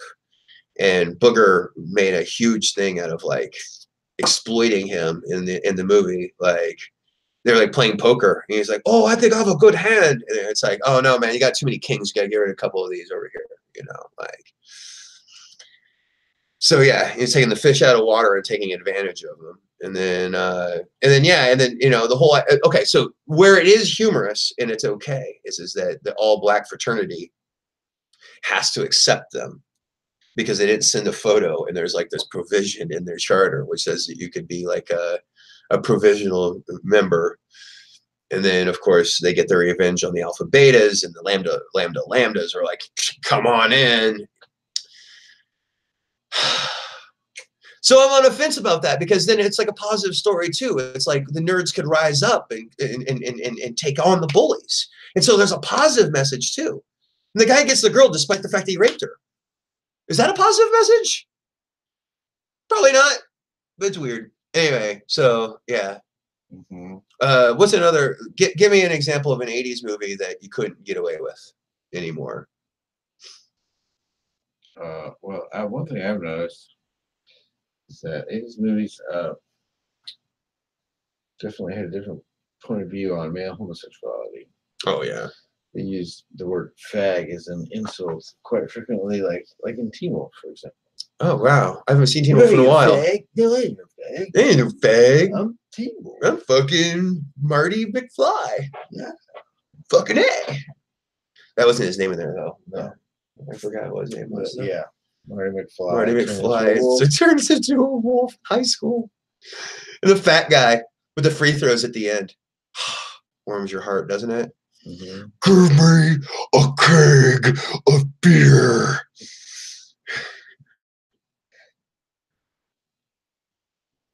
Definitely. Were the 80s raunchier? Oh, yeah, for sure raunchy. Well, I mean, the 90s were pretty raunchy. Well, no, the 90s weren't, but like the 2010s, because you had your American Pie, and like there was definitely like a backlash. Like the 90s, you got politically correct. And then in the 2000s, you had your backlash. And then, I mean, in the 2000s, that's when you had like Dave Chappelle come along. And Dave Chappelle made it okay for white people to say the N-word, although he didn't. We thought he did. I personally thought he did. It was funny for a moment, and then I realized that I was being terrible. Well, perspective will do things to you. We got lost in the predictions for 2019. We did, but we kind of just had to fucking fill time after a while, didn't we? Now we're waiting on Travis, who texted on your old Pihoni there. My Samsung Freeform. Wow, Samsung before they made good video or good fucking cameras. I bet that was a great camera, or sorry, fucking phone. Like I bet that was a great phone when you bought it, or it was when it was manufactured. That's what I should say. I bet that was a great phone when it was manufactured.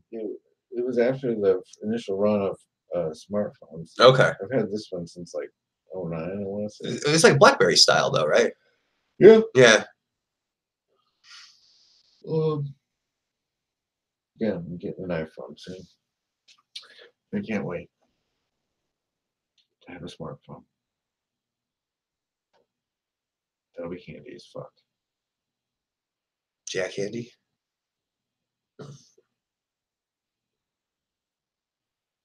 And the video will start in 5, 4, 3.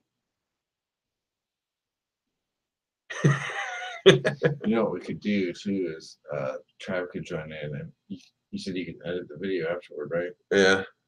You can always go back and just delete the first hour and a half. Yeah, I know. I guess. You do not want to go through that list again. No. Oh shit. This is a joke. He's not going to fucking join anyway. We've been on the air for fucking. Well, he was with his dad. And he said, he texted me. He's been around his dad his whole life. He's texting me. He's been around it. I'm serious, man. Like, he said he'd be on. His dad lives a hop, skip, and a jump away over at Holiday Lake. You can see him anytime. In about 20 minutes. Mm-hmm. Travis has literally seen his dad since the day he was born. This is an excuse.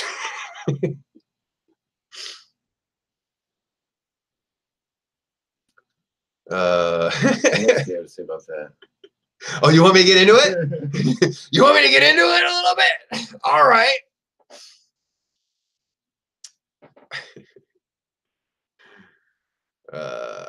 It would be fun. It would be funny if I really wanted to go off, and I'm just not going to. Well, you could. I'm not going to. No, because I'll insult people that I actually like and respect.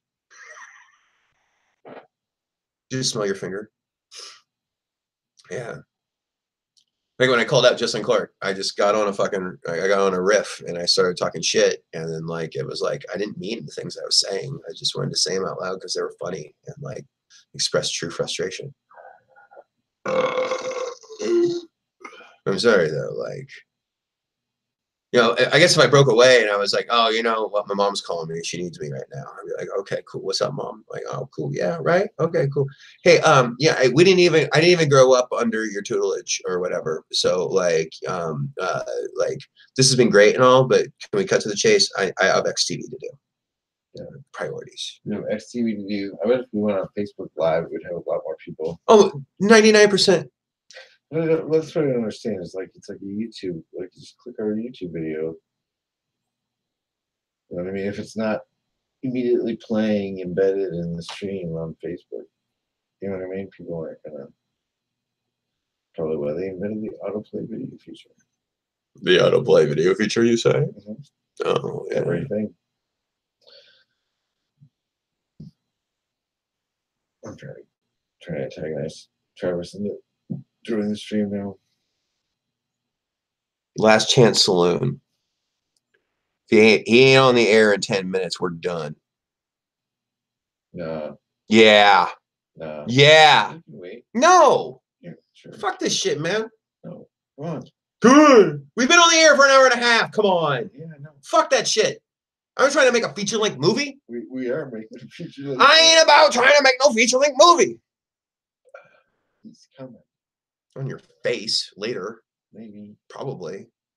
I don't know what you do when you leave here. You say you're going to Rapid Creek Road, but you can just be in the cab and be like, take me to 11th Street. Take me to a dark, vacant lot. I'm going to get my oral. I need my oral. Ain't cheating. Give it to me. Only vaginal intercourse is cheating. Give it to me now. It ain't gay if I ain't putting in his butt. He's wearing a wig.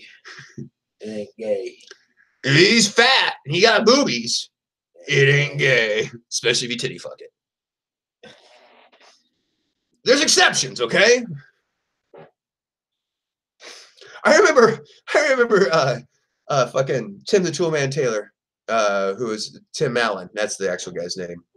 I remember him doing a stand-up comedian where it's like, why shouldn't guys just be able to give each other BJs? Why does that have to be a gay thing? Like, man, I could just really go for a BJ right now. Like, oh shit, man. All right, cool. I thought it was one of his funnier fucking jokes, to be honest with you. But then you think about it and you're like, nah, probably not. Now, it was a glory hole situation. You didn't know it was a dude on the other side. That'd be a whole different story now, wouldn't it? Nothing? Because that's funny. All right, fuck, whatever.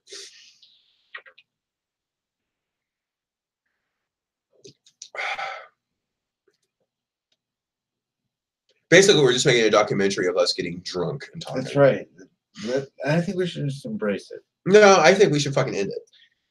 I think we should listen to some tunes. Listen, dude. Yeah, dude. We have to wait. No, we don't. Until I hear negative confirmation. Travis is texting me. I told you 10 minutes. I don't give a shit what you said. So? It's my fucking shit. Yeah, I know. I don't have to participate. I'll just go in the other room. We're waiting for someone else to show up. That's the whole point I'm trying to get across to you. Is there's someone inbound to this conversation? Uh-huh. I know what you said. Oh, we'll give him 10 minutes. Well, he's not watching. He doesn't know what your ultimatum is. No! I'm sick of doing it. It's been... That's the point. Week. What? Week. Shit. Oh, okay. He's supposed to be coming. If he doesn't get here soon, okay. 10 minutes. Sounds good to me. Yeah, 10 minutes to me. What? What do you want to do? Just fucking monkey around? I'm just saying don't put like a fucking cap time on it if we're waiting for somebody to get back. I don't want to be online for 4 fucking hours. Close to 2. Dude, it's 10:30. Wait. What the fuck else are we going to be doing? Just sitting here doing this.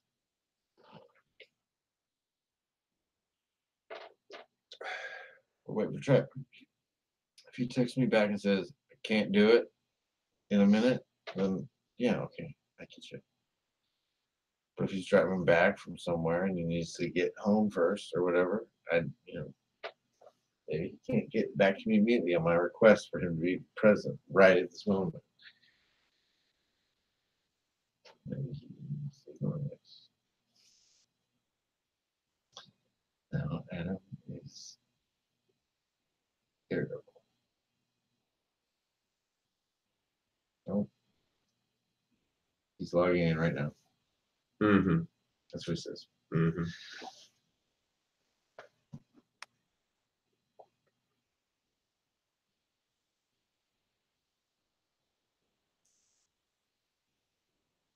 Right there, logging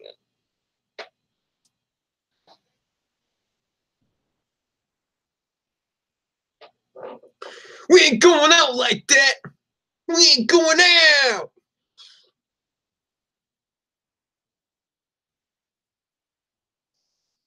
In protest, I'm gonna act like a '90s wigger.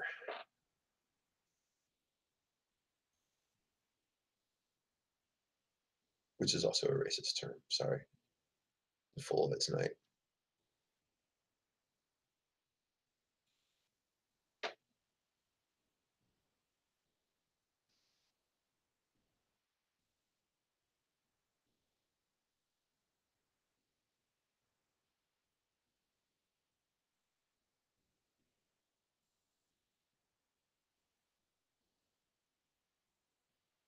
Okay.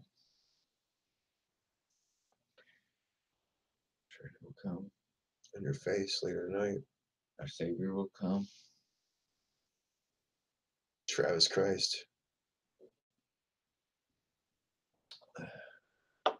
Travis Christ. Mm-hmm. And TC. And TC, we Trusty. trust.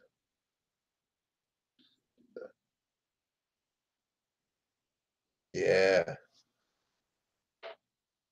Oh, it's just a T. Oh, it is a T. Perfect. But top T. Yeah, yeah. Uppercase T. I like it. Oh, wait, it would be like.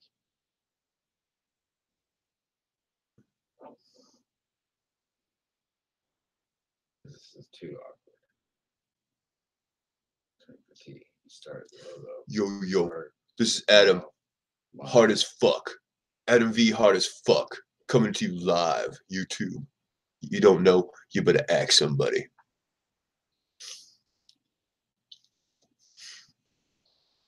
Adam OG motherfucking hard. Yeah, Vink Daddy G in the fucking place. Reverend Buddha Sampler. Buddha Sampler. I haven't heard that name in a while. Oh, shit. Gonna get gangsta up in this motherfucker tonight. And you know this shit. Yo, where the fuck Travis at? This motherfucker's supposed to be like all up in here already. Yeah, I've seen him like 75 links. multiple hurry. Get the fuck on the fucking shit. I even told him you're being oh, how do I join? Are you fucking kidding me? Adam Vick hard as fuck. I'm gonna just call him right now. Well, wait, now, like, didn't we never sent him anything. We didn't send Travis anything. He's in the groups and everything. Okay. Hi, Travis. I'm calling you right now. Motherfucker. Oh, shit. I got a message.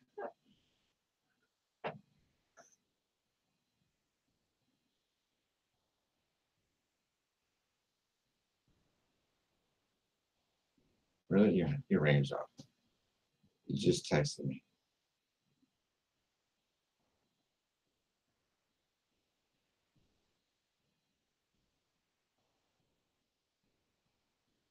You just fucking texted me, dude. Fucking range off.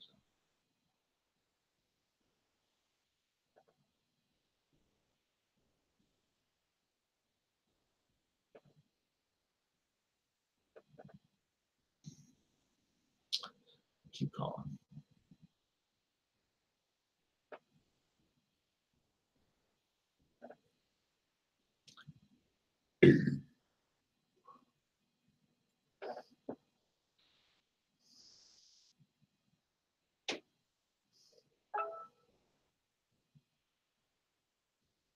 All right, he just texted me back. Okay, one sec.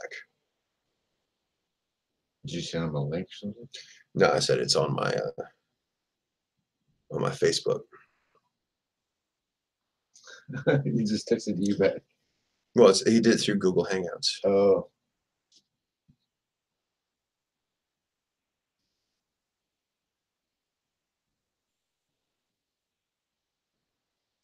Yo.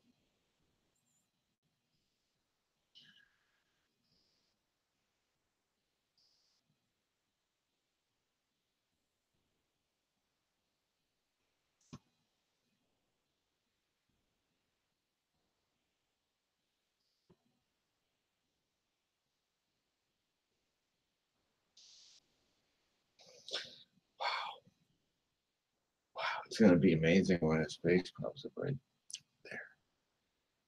No, you have to do it like that. That's what he did. I know. I just didn't realize that I would have to do that to make it happen.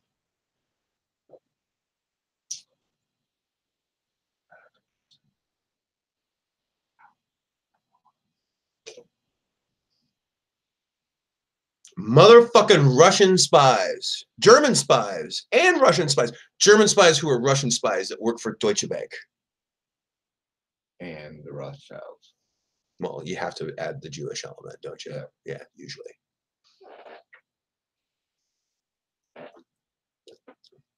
Wow, this is shitty. I'm not a fan. He's having trouble. I mean, he must be having trouble getting in or some shit. What did he say? No, he just said, "How do I join?" I was like, "Well, fucking check it out on my Facebook." I linked it on my Facebook. He's like, "Okay," and then nothing.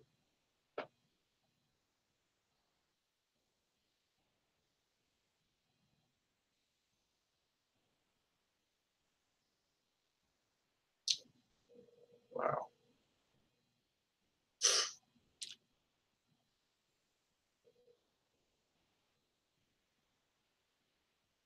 Can't believe you people.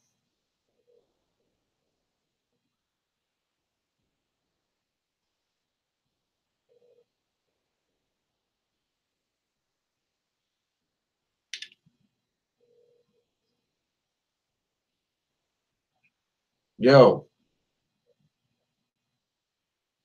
what's going on? Are you gonna join or not? I'm trying to get a hold of you. Are you gonna join the stream or not?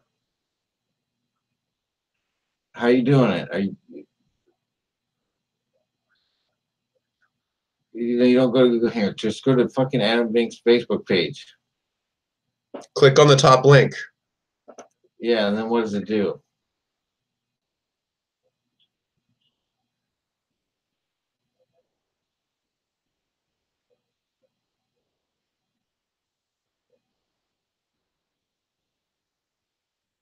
If we were able to just click it. Yeah, there was some permissions and shit. Yeah, you got to agree to the shit.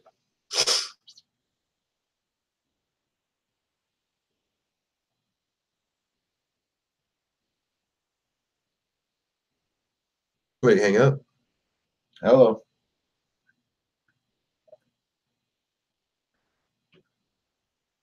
You gotta do what?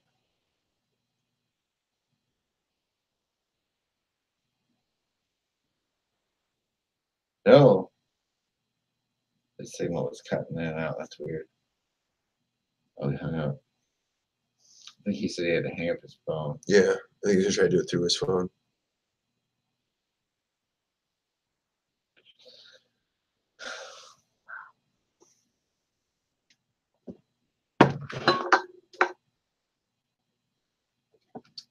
Maybe that's why nobody joined us. They couldn't. Well, there's the share link you can send. Yes, I don't have Travis's fucking email. That's the problem.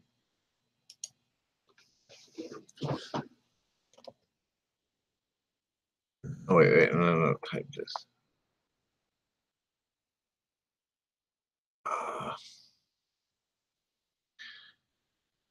He was in previous chats. This might be.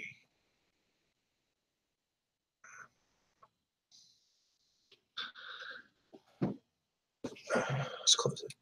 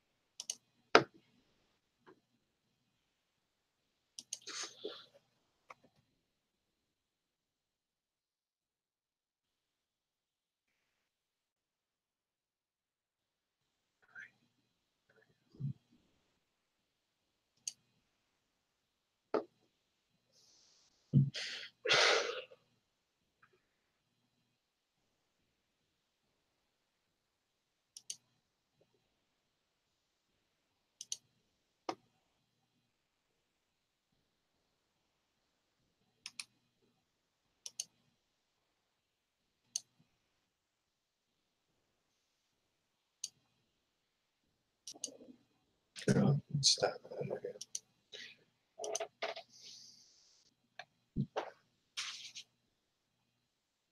Yo.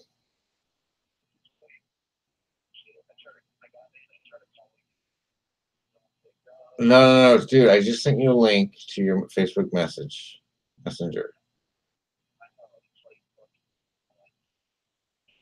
I just sent you a new link From my shit.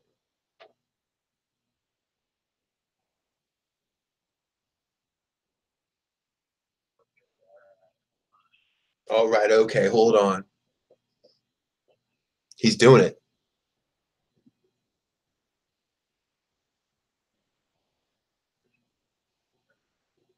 Am I providing commentary or extraordinary Terry? I want to know.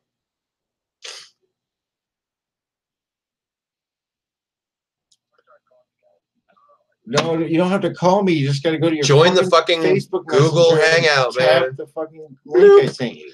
Then like, hey, I'm joining the call.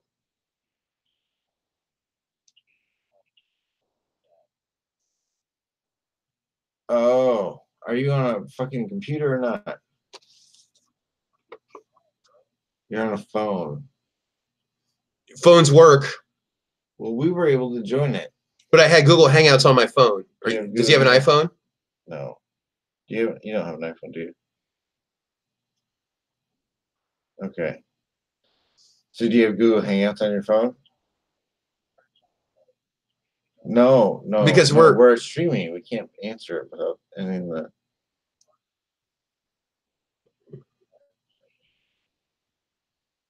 Yeah, well, this is how it's been every other time we've done it. Like, you just join the Hangout. No.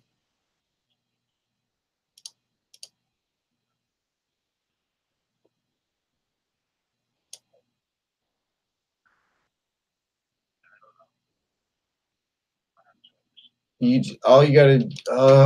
Oh my God, dude! All you gotta do is click the fucking link we sent you in the Facebook message, and then it'll open up Google Hangouts, and then it'll give you the option to join our stream.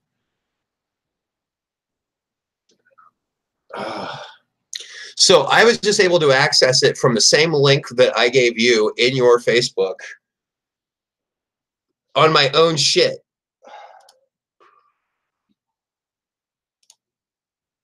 Swear to God.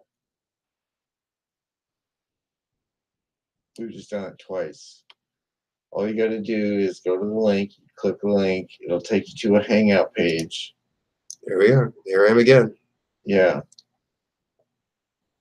And it'll make you push a fucking permission button.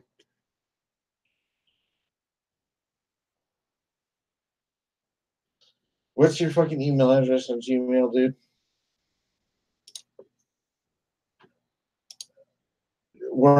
You're not doing it out on YouTube, dude. Just tell me over the phone. Well, yeah, you have to type it in then. All right, okay. Spell it letter for letter.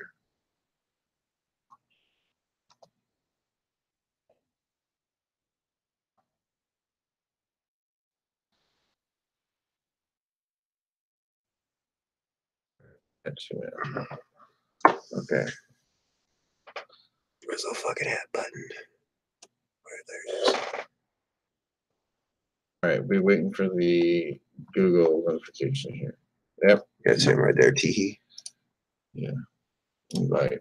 There. Now you're invited, bitch. You've been invited the whole time. That's okay, though.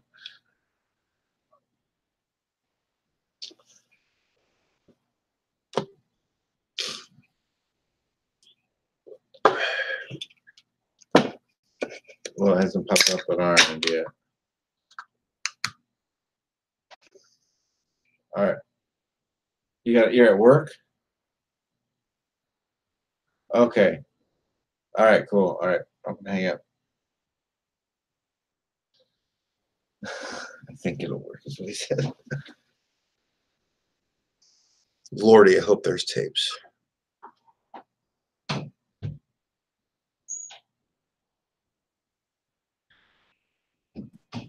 Oh, there he is. Oh, shit. Hey, man. Fucking finally, huh? Jesus. I was promised glory holes. That's all I know. Whoa, you must have caught that part of the fucking conversation, huh? JB's been enticing me with text messages. Okay, yeah.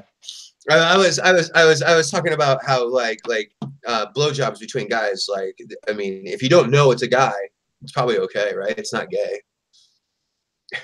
I don't know, man. Have you ever experienced that before?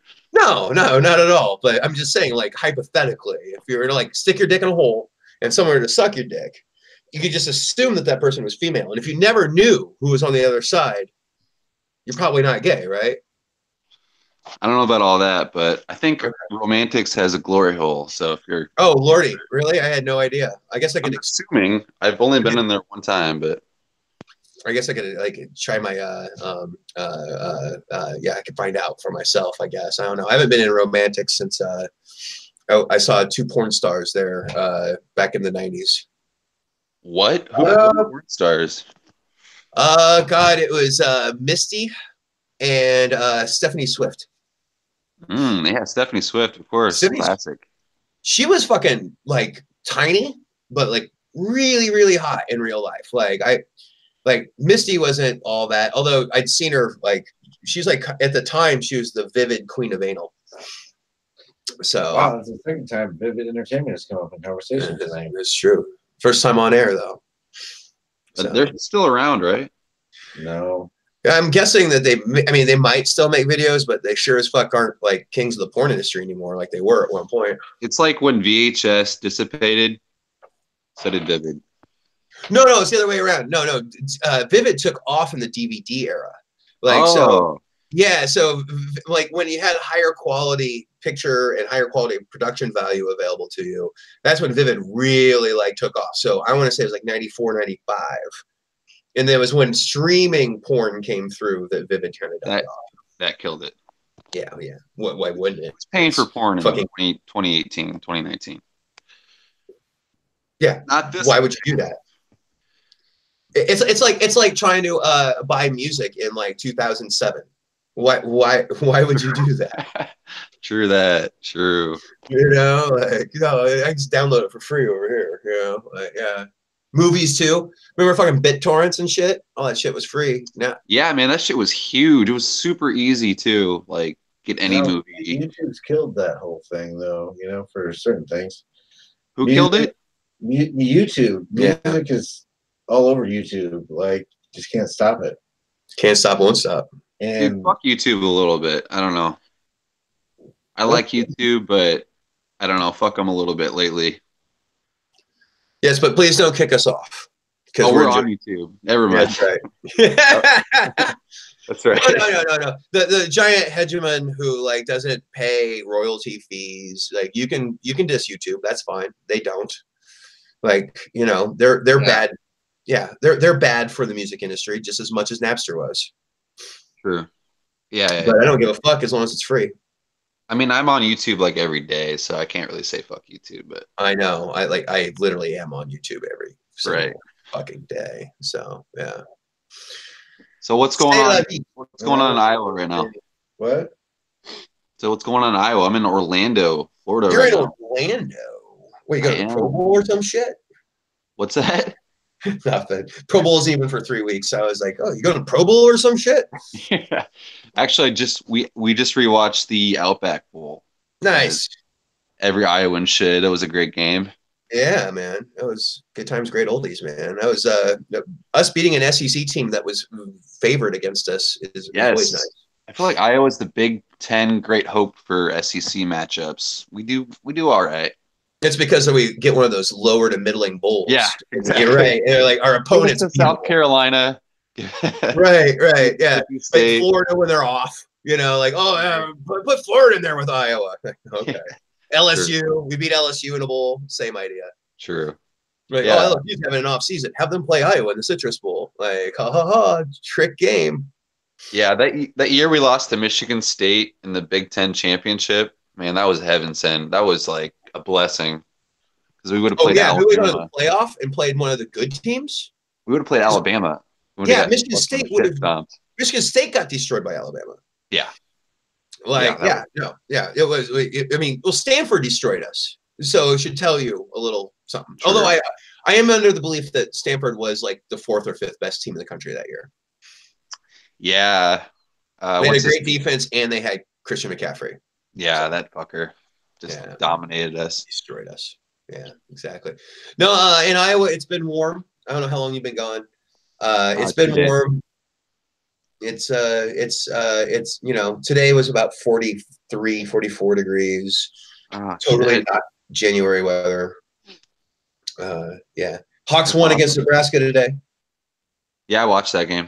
That was pretty good. Bears fucking pissed it down their leg. Yeah, we needed that game, man. Like that was a make or break game for our season, I think. Oh, the Iowa-Nebraska game? Oh yeah, you're saying the Bears? Yeah, I feel bad for their kicker. I do. Like, oh god, I don't feel. How do you hit the upright so many times? It's like the hardest thing to do when it comes to kicking a ball. Like, I heard he had to have a police escort, death threats, of the whole course, shebang. yeah, it's Chicago. Those people have no fucking class.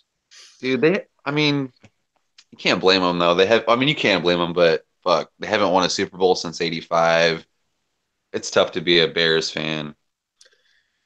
Yeah, I don't know. Ask a Detroiter how they feel about football. Yeah, good point. Like, my God, man, they don't even get close. Like, at least I thought the Bears had a shot. I really did. I thought they were a good team, and they are a I good was team. rooting for him, obviously. But Nick Foles is a wonderful quarterback to have in the playoffs. You can play defense, and you got some skill players around you. He's kind of the guy. You kind of there you go. You could do a lot worse. There you go. So, sorry, The sports Packers fan. segment apparently. So Justin, about an hour and a half ago, came up with a list of events that happened over the past year. We're not going to go over that list again. Yes, we are. Right now. No. Yes, we are. Let's do it. You guys already talked about all this shit an hour ago. Hour and a half ago. I'm kidding. I'm not. No. What I was going to say though is that what are your memories of 2018? I was a blur, man. Wish, but think about in current events point too. Honestly, this has been my year of like happiness and of removing myself from politics. So I've been sort of, isolated and blissfully ignorant of the current events. So I'm not the guy to ask for all that shit, unfortunately. That's all right. But I know Trump is the president, and I know that he's doing an amazing job. Oh, yeah. He's done more in his first 2 years than most presidencies do over 8 years. So he's doing a lot of shit. Yeah. Shit is the appropriate adjective. Right. Or noun, I guess, in this point. Yeah. Yeah. I would use it as an adjective. It is shit. Yeah. Will Trump last in his term of office, or will he resign? Is the question. That's a big question now, isn't it? I really feel like it all depends on what Mueller puts in his report. Like, True. It all comes down to that. If Mueller says something along the lines of, if he weren't president, I'd indict him, and I'm recommending impeachment to the Congress, there's a good chance that that's going to happen. If he goes... This is a weird time because it's like he could either be impeached or he could win re-election. It could really go either way. It's just insane. Well, we were talking earlier, I feel like... so he continuously is appealing to his base, and he's like, and if you look at his popularity numbers amongst Republicans, he's like at 88-90% amongst Republicans. But right. then you look at the overall electorate, and you realize that the Republicans have gone from being a close to 30% party to a 23-22% party, where registered Republicans only make up 22-23% of the electorate now, whereas they were about 30% when he was elected. So it's like, yeah, the Republicans that are still there are really, really, really loyal, But how many have they shed? How many independents have they created? How many Democrats have they created? Can he ever appeal to the middle again? Remember who really elected Trump? It was a very narrow demographic of white people in the country in 3 specific states. Right. You know, Right. it was Wisconsin, Pennsylvania, and Michigan. And so are those people still Trump voters? If they're not, he's fucked. If he can't carry Michigan, Wisconsin, or Pennsylvania, if he loses one of those states, he's pretty much fucked. So are we saying Elizabeth Warren 2020? Yeah, all the way, man. Rah rah, go Pocahontas. Go Pocahontas. She's got a chance, I suppose. No, okay, so this is how I saw it go down. Is that I'm very skeptical of a Lizzie Warren run, but then I saw her on Rachel Maddow, and I've like kind of looked at how she's shaping her message for the election. I don't think she's going to win the nomination. I don't even think she's going to get close to winning the nomination, but I believe that she's going to be really, really valuable in framing the set of parameters that the Democrats run on. And I think it's actually really beneficial that she's there, because she's all about consumer protection. She's all about government oversight over, prejudicial, or not prejudicial, but predatory lending practices and that sort of thing. So her economic populism is the same as Trump's was, except not, Trump. So I don't know. I think she'll be beneficial to the Democrats for being there. She doesn't have a shot in hell, in my opinion. She's too old. She's too, to use the conservative word for bitch, shrill. Yeah, I mean, she has too many of Hillary Clinton's qualities to be a viable national candidate, in my opinion. But prove me wrong, Lizzie. Like, please do. I mean, it'd be neat, like, if she could. I don't think she can beat Trump either in a head-to-head. Like, I think the Democrats are going to use that calculus. I mean, all those things, all those issues you brought up are important and stuff, but is that going to be enough to excite her base to get these people out, or is it just the fact that she's not Trump? Is that enough to get people out to the polls? No. You need a charismatic person, a very charismatic person, to take on Trump. You need it's almost like it's ripe for a cult of personality type of candidate. Like the old saying is that the Republicans fall in line and the Democrats fall in love. So if you want to win in a general election, if you're a Republican, you just have to wait your turn until you get there, and usually the person who waits their turn in line gets the nomination and they win. If you jump your way up the line, you'll lose. In Democratic politics, if you sit around and you wait your turn, you're almost guaranteed to lose. I think like John Kerry back in like 2004. Yep. Oh, he's next in line, and then it's like, but then if you're like, if you fall in love with the candidate, say you're a Kennedy or a Clinton or an Obama, as a Democrat, you'll win. Yeah, it's always like the outsider, the one that's not corrupted by the system that seems to. Right. Well, and that was Trump's formula. Like, so he flipped the script actually in the Republican Party, where he was like, he's the newcomer, he's the new blood, and that's what caused him to win the nomination on the Republican side. And it was like one of those exceptions to the rule where the upstart actually won in the Republican side. But I think that's more. Yeah, I believe that was more of a dynamic of what the country wanted rather than what the Republican Party wanted. Totally. So, like, after 8 years of Obama, Hillary Clinton coming in and be like, I'm going to offer you 4 more years of kind of the same, except not even as interesting or cool. She was like, I'm even going to be more middle of the road. You're like, whoa, wait. Like, as a liberal, Obama was plenty middle of the road. Yeah. So that's why Democrats didn't get excited about Hillary, so. Absolutely. And then the other half of the country absolutely hated her. So that didn't help either. Right. And I think the same dynamic is in play with Elizabeth Warren, whereas the Democrats would love to have her on the ticket if they thought she could win. And I don't think anybody in this particular election thinks she can win. Same goes with Bernie Sanders. Yeah, oh No yeah, one, his I think time's over. a great way to lose this election if you're the Democrats is to nominate Bernie Sanders. They need someone like Bernie Sanders who's like 30 years younger. Right. Well, I brought up Beto O'Rourke earlier. And I mean, even though he lost his Senate race to Cruz, I mean, I think that like Yeah, that's actually a really good choice. I think he would have a much better chance than any of the other choices we've said so far. Right. You know, like he's got the charisma, he's got the message. He, like I said, I talked about economic populism. Yet he's married to a billionaire, so like he's not going to like offend the free market capitalists out there. You know? Exactly. What do you think, Justin? Who's going to be the next president of the United States? Mike Pence. That's what I was kind of arguing earlier. Yeah.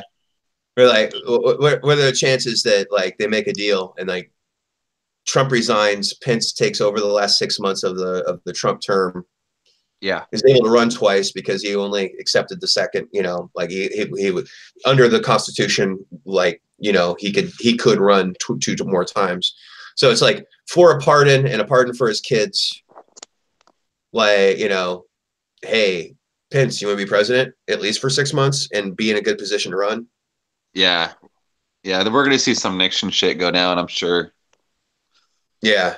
I mean, it's almost undoubtedly the man made a deal with Russian spies, Russian assets. Money was exchanged. Favors were exchanged. It's almost clear to me that this had happened, and that is a crime. You're not allowed to conspire with a foreign government to influence a domestic election. So, ta-da! Yeah. There you go. know, like that's. I mean, it's pretty clear to me that a crime was committed, and like it goes all the way back into the summer of 2015, even like maybe even like late 2014. Like I believe that there's a Russian asset that we don't know the name of and we don't know the story behind that contacted Trump long ago and said, "Hey, if you run, you'll have Putin's help." That's, I mean, I can't prove it, but if you look at the behavior that the man is projected, that's my only explanation for all the behavior. Yeah, we'll see what happens, man. This is, if nothing else, this is a very interesting time in politics. Yeah, we're going to see if it works. I mean, we've literally tested the limits of our democracy. So we'll see if it works. And maybe he'll burn it all down and we can start over again. Well, that's kind of the dream of the extremes of both sides, isn't it? Yeah. Let's just start from scratch. I like the good parts of the Constitution, just not the ones that the Supreme Court's ruled on. Oh, right. You know, like it's like, all right. It's so funny how people hide behind their constitutions and then say we gotta burn it all down. Like, what, are you a constitutionalist or aren't you? Like 10th Amendment, baby. What's that? Bring it back to the states. That's what I think. Bring a lot we back. Can freely discriminate against whoever we want. Well, I mean, not everything, obviously. Well, I'm just, you know, that's what I'm saying is that every time some jackass brings up states' rights, I remind them that not that you're a jackass and that you were bringing up states' rights because you weren't. but, you know, but I'm just like, oh, so we can freely discriminate against black people. All right, cool. We'll go back to that for you. Right. Obviously, those things are good, and we need to retain those things. But yeah, I mean, I think with the Colorado revolutions and stuff like the hemp laws in Kentucky starting there and spreading throughout the country, I just think a lot of the new farm bill made hemp legal across the country. Yes, exactly. But that started in Kentucky, you know, and I think a lot of these things, I think a lot of our strengths as a country come from these as long as everyone's protected, like everyone's rights are protected. Our strengths come from the states being able to experiment with different Yeah. ideas and have the best ideas rise to the top. Well, if you look at how gay marriage happened, it was Massachusetts passing it to be legal through their legislature that was the first domino to fall. And then There after you go. that, it became, well, can they do that? And so they would get challenged in the Supreme Court. And the Supreme Court was like, yeah, states can decide who gives marriage licenses. They always have. Why can't they do that? Right. And then that's when that whole constitutional amendment against gay marriage idea came about, because like, well, we got to stop this somehow. And Right. then it did. It was a stair-step progression where Massachusetts made it okay, and then California made it okay, and then Iowa used the 14th Amendment of the U.S. Constitution to say, hey, you're infringing on this person's rights. Iowa did it before California. Okay. I thought California had that moment though. They had that proposition they got voted.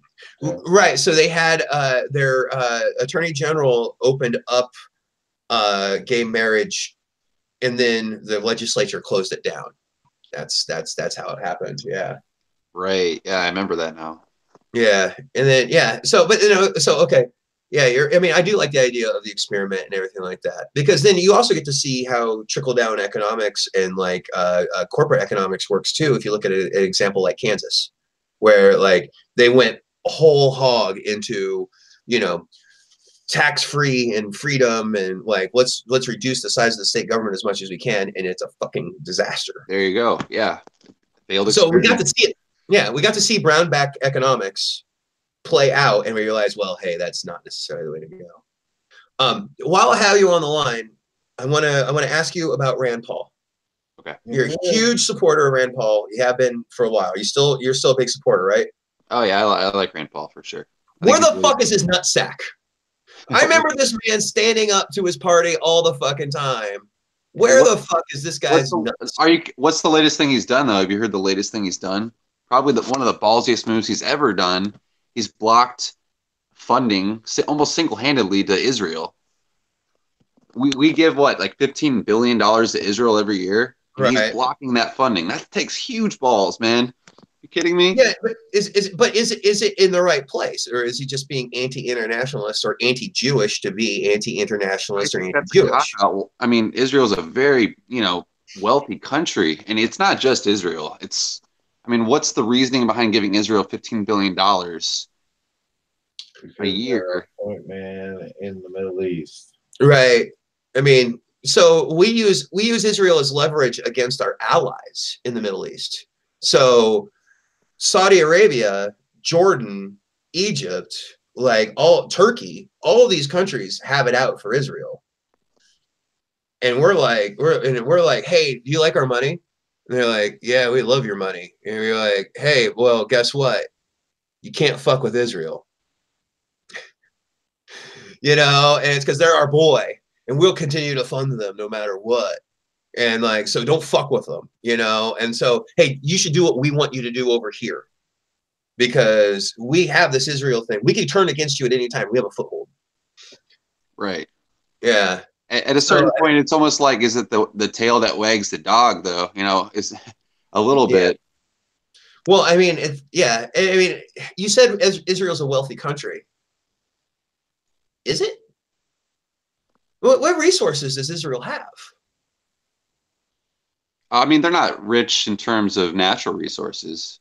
Their money is all contingent on the banking industry and old money. Like their wealth is old money. Sure. So, but I mean, yeah, there's a lot of wealth in the banking industry, though. That's for sure. Yeah, I'm just saying, like for me, it's like if I were Israel, like I would definitely want that money, because oh yeah, no doubt. Are you gonna really defend yourself? And like I said, what are you gonna sell out of Israel that's valuable? What resources? I think they're pretty big military contractors. They're really into like, yeah. I don't know the exact. Like they do. They know how to make good missile interceptors, because they've been fighting rockets for a while, and right. But all their big name equipment's all American made. Like their tanks, their Air Force, everything else is American made. Right. It's just that's a lot of money, man. Like imagine that money being spent internally. It could do a lot of good for us.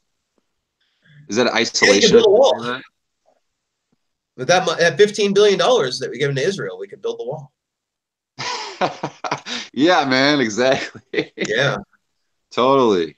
Or deport all the illegals. Right. See? Good There luck, you good go. luck finding a doctor. Who's going to scrub the fucking toilets? Oh, sorry. Right. Uh, We get who's going it. to do the meat packing jobs? You get are rural white people hooked on meth and fucking Valium going to like flock to the meat packing plants once the Mexicans leave for $7.25 an hour? Probably they might, but they probably wouldn't be very good at the job. Yeah, because they spent all their money on fucking meth and fucking trailer park heroin. Dude, when I worked in a factory, the best workers were the Hispanic people by far. And that's the way I it is couldn't in keep every up. kitchen I've worked at in Iowa City. Like, yeah, Yeah. I love them. They're great. Like, I know that 80% of them that I've worked with are legal, but I also know that 20% of them are illegal. I swear the ones that are illegal work harder than the ones that are legal. Yeah, man, they're great people. They're great Yeah, people. great culture, great food, good looking women. Music's Beautiful. great too. Yeah.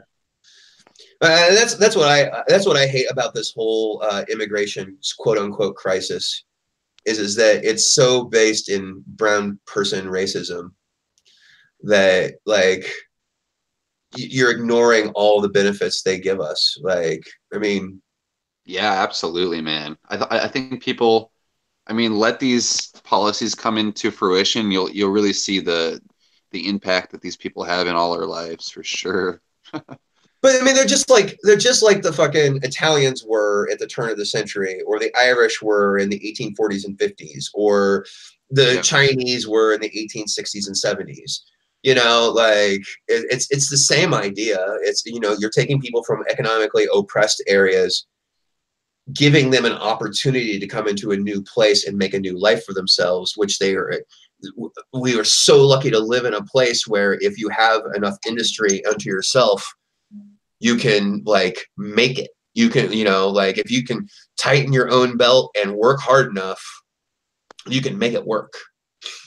The thing is, like, all right, I can see the concept of a wall just in terms of you want your country to be secure, just for security reasons. I see that rationale when people bring that argument up. But the fact of like the current state of immigration is so locked down. Like we need to open that shit up. We need to let I these agree. people in. Legal immigration, make it Let them legal. in. Give them paths to citizenship. Yeah, build the wall, let them in because we need you guys. Right. Absolutely. Well, you know that it's said that in the last 10, 15 years, we used to have what was called revolving door immigration, where Mexicans would come. They were Mexicans back then. They're not Mexicans now. They're like from Honduras and fucking Costa Rica. Well, not Costa Rica. Costa Rica is actually very nice, but Honduras, Guatemala, Belize, these sort of places.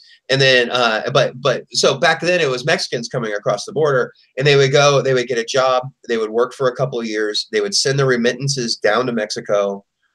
They would get their family enough money where they could buy a nice house and live a decent retirement in Mexico with the American money that they made, and then they would return to Mexico. When the Bush administration tightened border security all that much harder, they made the revolving door almost impossible because of border patrols. They were getting caught going back and forth. They were not only getting caught going into America, but they were getting caught leaving America. And so what happened was those people who used to be the revolving door immigrants became permanent fixtures, permanent illegal immigrants in the United States because it became more difficult to actually cross the border. Right. So, like pick your poison, I guess. So, but if what you're saying, if you absolutely have to build a wall, which I don't think you need to do, you can you can expand the wall, but there's no reason to put a wall on the Rio Grande River. Right. Because when you're wading across the river, you've slowed down. A drone patrol can watch you wade across the river. Yeah. But The wall anyway, is more to me like a symbol. it's not even a physical wall. It's just this symbol of security that people want. Why It's really don't what we they're looking for. worry about the Canadian border? Right. Because no one's Do trying to you cross know? that one. Do you know who has the second most illegal immigrants in our country behind Mexico? Well, I'm gonna It's say Canada. Canada. You know how the Canadians got here? They didn't get here by crossing an illegal border. Did they fly They, over and stay? yeah, they just overstay their visas. Right. That's what almost all the illegal immigrants do. Is that they get in legally on a travel visa or a family visa or a work visa, and then when the visa expires, they just stay. Maybe marry a beautiful young American girl and or guy and fucking get citizenship through that. Hey, you need to bump JB. He's like his eyes are closed. Participate, motherfucker. Okay. He's listening. Jesus Christ. Jesus Christ. Hey, you two should talk a little bit. I'm controlling the conversation. I've got to pee and get a beer. So, hey, All right. have fun, JB. Thank you, man. Yeah, it's been fun. I'll be back. See you in a minute. I'll get you a beer. Just one. Just one? All right. What up, dude? Hey, man. How's your night going? It's going pretty well. Hell yeah. We did a whole show plus a huge interlude until you came on. Yeah. You know, family time, man. I don't get much of it. So. I know. I forgot you were down in Florida. I'm sorry. Right. No worries. You just done it No by worries. yourself? What's that? You just come down by yourself? Yeah, I did. Yeah, I'm here till Friday morning. I'll be back. Oh, wow. That'll be fun. Hell yeah. I went to the beach today. Gonna go to the beach tomorrow. Drink some Wow. beers. What's the temp outside? It was like 60 last time I checked, but it got up to around 78, I think, today. Cool. So it's pretty nice. More. Hell yeah, dude. I was Yeah. hoping it'd be cold as fuck when in Iowa right now, so I could like really rub it into you guys, but Yeah, it's chilly here, but not too bad. fuck, dude. What is it, 40? It was 43 today, I think I heard. Yeah, I think overnight supposed to be like 30, upper 30s, 39 maybe. Beautiful. Yeah. How can you complain? Dude, Southland Tales, what the fuck was that movie about? I still don't know what the fuck I watched. Yeah, you have to read the graphic novel, man. Literally the last line was pimps don't commit suicide. Yeah. Vink, Yes. have you seen Southland Tales? Yes. What was that movie? He made me watch that shit. He made me watch it too. What was that movie? Yeah, what was the movie about? Yeah, what the fuck was that about? All right. So I believe that the writer of that movie, which he had source material, like wasn't Southland Tales like a comic book series? Or I what? thought Or they he made that shit after he made the movie. Oh, okay. The first three parts are the graphic novel. Okay. All right. So I think it was just kind of like, I want to make a story that will fuck with people's heads. And I think he was inspired by like 12 Monkeys. David and Lynch. like this whole idea of what would you call that? Like the anomalies of time travel, or the warping of time, space, and everything like that. And so I mean, I think it's just a really cool device for him to be able to do that. I don't think there was any like great like overarching like symbolism. I could be wrong, but like I just I think mean, there was definitely some references. It came out in 2006. Well, it's definitely a pop. It's definitely a pop culture like it's a commentary on pop culture. It was like if things keep going this extreme, this is what it's going to end up being like. Right. You got your nuke outside the small town in Texas, and like and how that would change our society and everything like that, So it was definitely a Bush Cheney reaction video. Totally. Dude, by the way, have you seen the movie Vice? It's a really No, good. I need to though. I hear it's great. Oh man, it's great. You It's seen it? awesome. Yeah, I watched it with Grace like a week ago. Yeah. Really So funny. yeah, they say They it's comedy. Like that's Yeah, it's that's how they're really advertising. funny. And it's That's scary at great. the same time because you're like, wow. This is actually true. Yeah.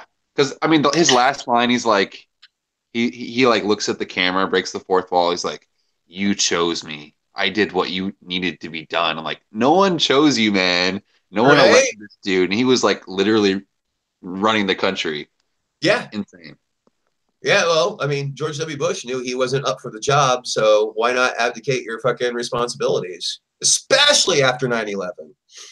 Right, Like, dude. it's like, wow, I really am way over my head. Hey, Dick, help. Yeah. Yeah, I'm super convinced George Bush had no knowledge of 9/11 beforehand. Yeah, me too. I'm sure of it. He had no knowledge of that shit. No, Cheney might have. I mean, Cheney probably did. Let's be real, dude. that whole America Century, whatever, that think tank Yeah, yeah. that Project even for New brought American up, Century. Yeah, yeah, like trying, like bringing up false flag attacks and like saying, or even just taking a terrorist incident and being able to like turn it into a global thing. right. That was really premeditated, like, Totally.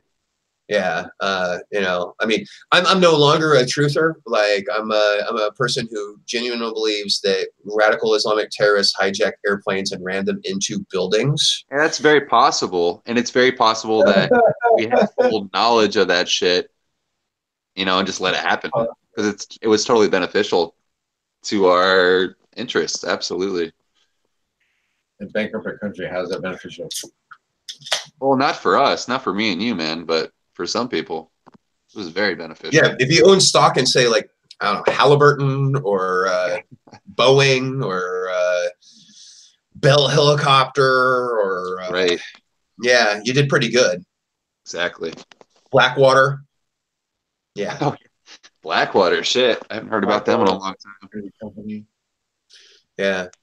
So yeah, no, man. Like, yeah, I honestly don't think it was an inside job because the economics of it being an inside job, like, you would have had to have gotten thousands of people to go along with the lie, and in order to do that, the amount of money it would take to keep those people silent way outweighs the evidence that we have. Yeah, yeah. Like, it's that whole Occam's razor thing. I wanted to believe that it was an inside job. And I did. I believed it actually for a long time after those films came out in the BitTorrent era. Oh, sure. Yeah, I mean, I wanted to believe it. I did believe it, and I espoused it. And then after a while, like, you got to be an objective observer. And I just kept looking at the evidence, and I kept again applying Occam's razor to it. And I'm like, the actual most simple fucking explanation is these radical Islamic terrorists fucking got on planes and ran them into buildings. Right. It would take such a conspiracy for it to be anything else. I mean, it would make sense that we just let them do it, like yeah. people. Oh yeah. Or either people let them do it at some level, and other people were just too inept or whatever. Yeah. Got right past them, but they didn't know what they were going to do exactly. They just knew that there were forces working against the United States at the time. There was an internal conflict between the FBI and the CIA. Yeah. The FBI wasn't sharing, or I'm sorry, the CIA wasn't sharing crucial information with the FBI because they were protecting their bigger, like, investigation. It would have if they would have sent the FBI out to get those Al Qaeda assets, the CIA would have given up their deep cover sources within the United States in order to bust those people. And so, so they didn't want to lose their asset amongst them.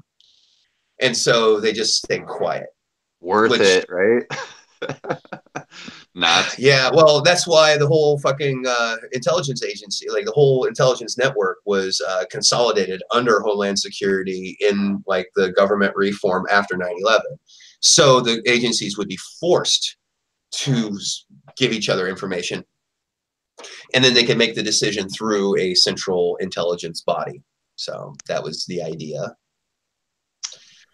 Of course, none of those positions are now manned by permanent cabinet officials in our current administration. That's fucked up, man.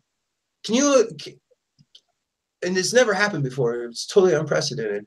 But the fact that we have an acting attorney general, an acting secretary of defense, a weakened puppet secretary of state. We don't have a national security advisor. Like, I mean, you think about, you know, I said this earlier, and I don't want to like prompt anybody to bomb us, but if you wanted to bomb us, this would be the time. Yeah. You Who's gonna know? do it? I wonder who's next. Well, I'm going to be honest with you. I really think that Russia could end up invading Ukraine this summer. Are we gonna Then, stop them? yeah, then what? That's some World War III shit, dude. Is it?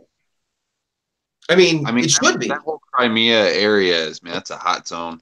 It should be World War III type shit. But the kind of leverage Putin has on our president, like, will he do anything? I don't think he will. He'd have to work with NATO. He doesn't want to work with NATO. He'd have to, like, you know, he doesn't want to get involved in things like Syria and Iraq or Afghanistan. He wants to pull those troops away. He wants to concentrate on Iran and put pressure on them. But like, you know, what if Russia were to invade Ukraine? Would we actually send a force to stop him? I don't think we would. The question is, should we? I mean, you might say yes, I might say yes. I don't know, but it's getting kind of tiring to be the world police, man. In my opinion, that might be an isolationist position, but okay. So do you then allow Vladimir Putin to reconstitute the Soviet Union? Because that's his goal, right? Like, not make them communist, but reconstitute all those satellite countries around them as being part of Russia. That's his ultimate goal. He wants to restore the power of the Soviet Union and create a bipolar world again. That's his whole goal. It's tough. So what, do you let him? I don't know, man. Can we stop? No. My answer is no, but I'm sure Trump's answer is yes. And so I'm pretty sure we're going to have there's a prediction for you. Russian invasion of Ukraine. There you go. That's a 2019 prediction. There you go. All right. Happy New Year, man. Fucking gross. I really hope it doesn't happen. I love being wrong on these predictions. All right. So that's the Russian invasion. Do you predict United States foreign intervention in 2019? We're getting out of Syria. I mean, okay, where are we going? I think that if Mexico, let's do it.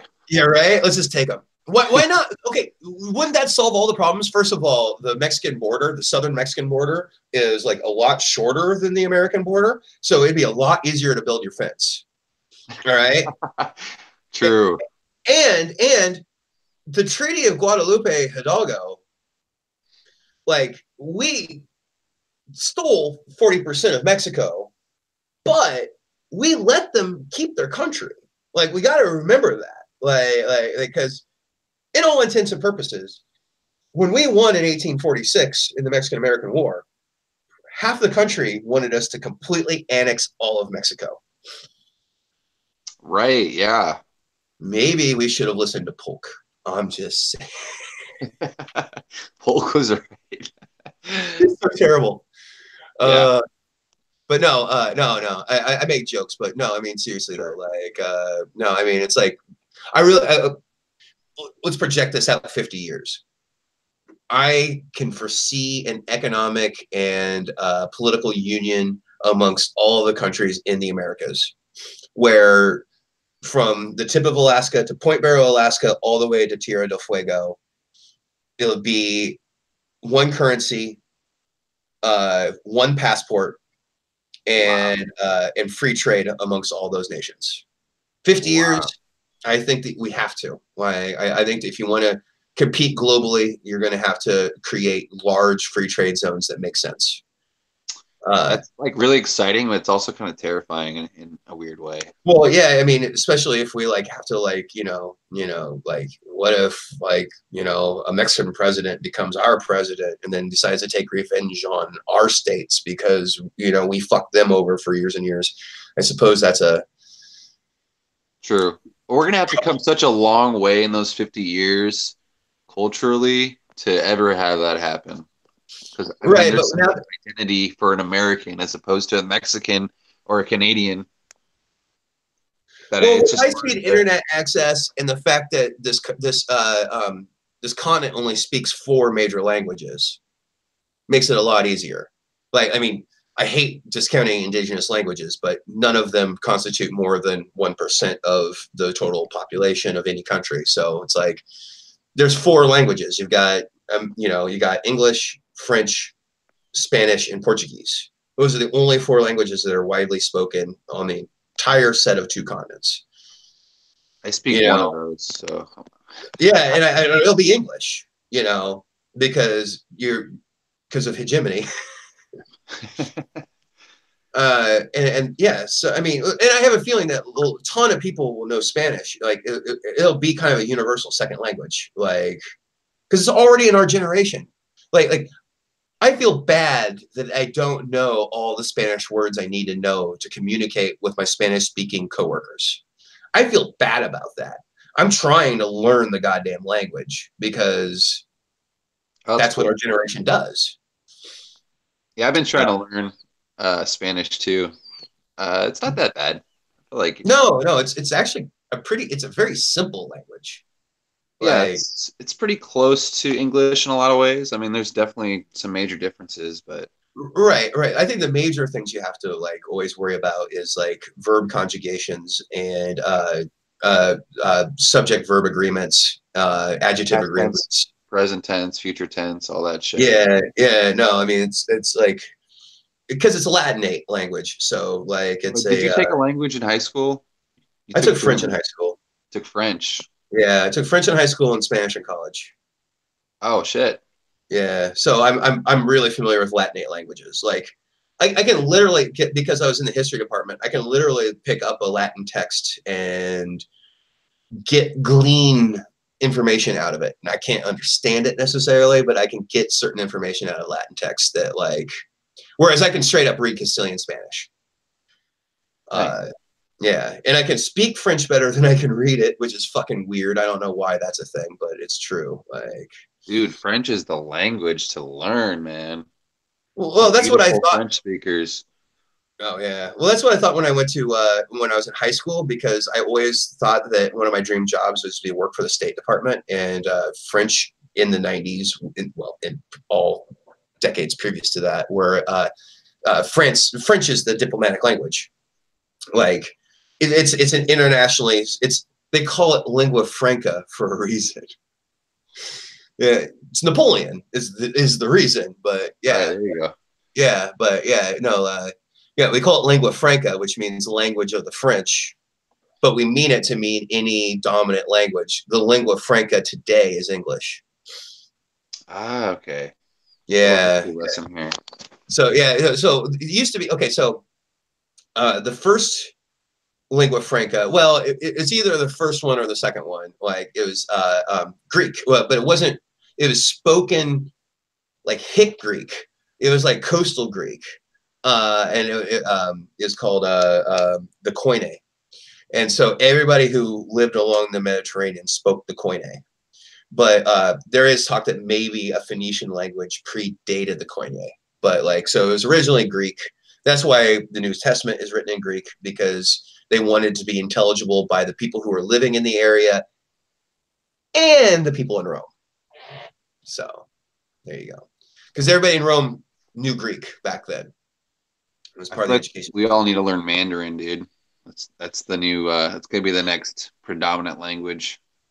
There's a lot more of them than there are of us. That's for damn sure. It's crazy. Yeah. Yeah, I don't know.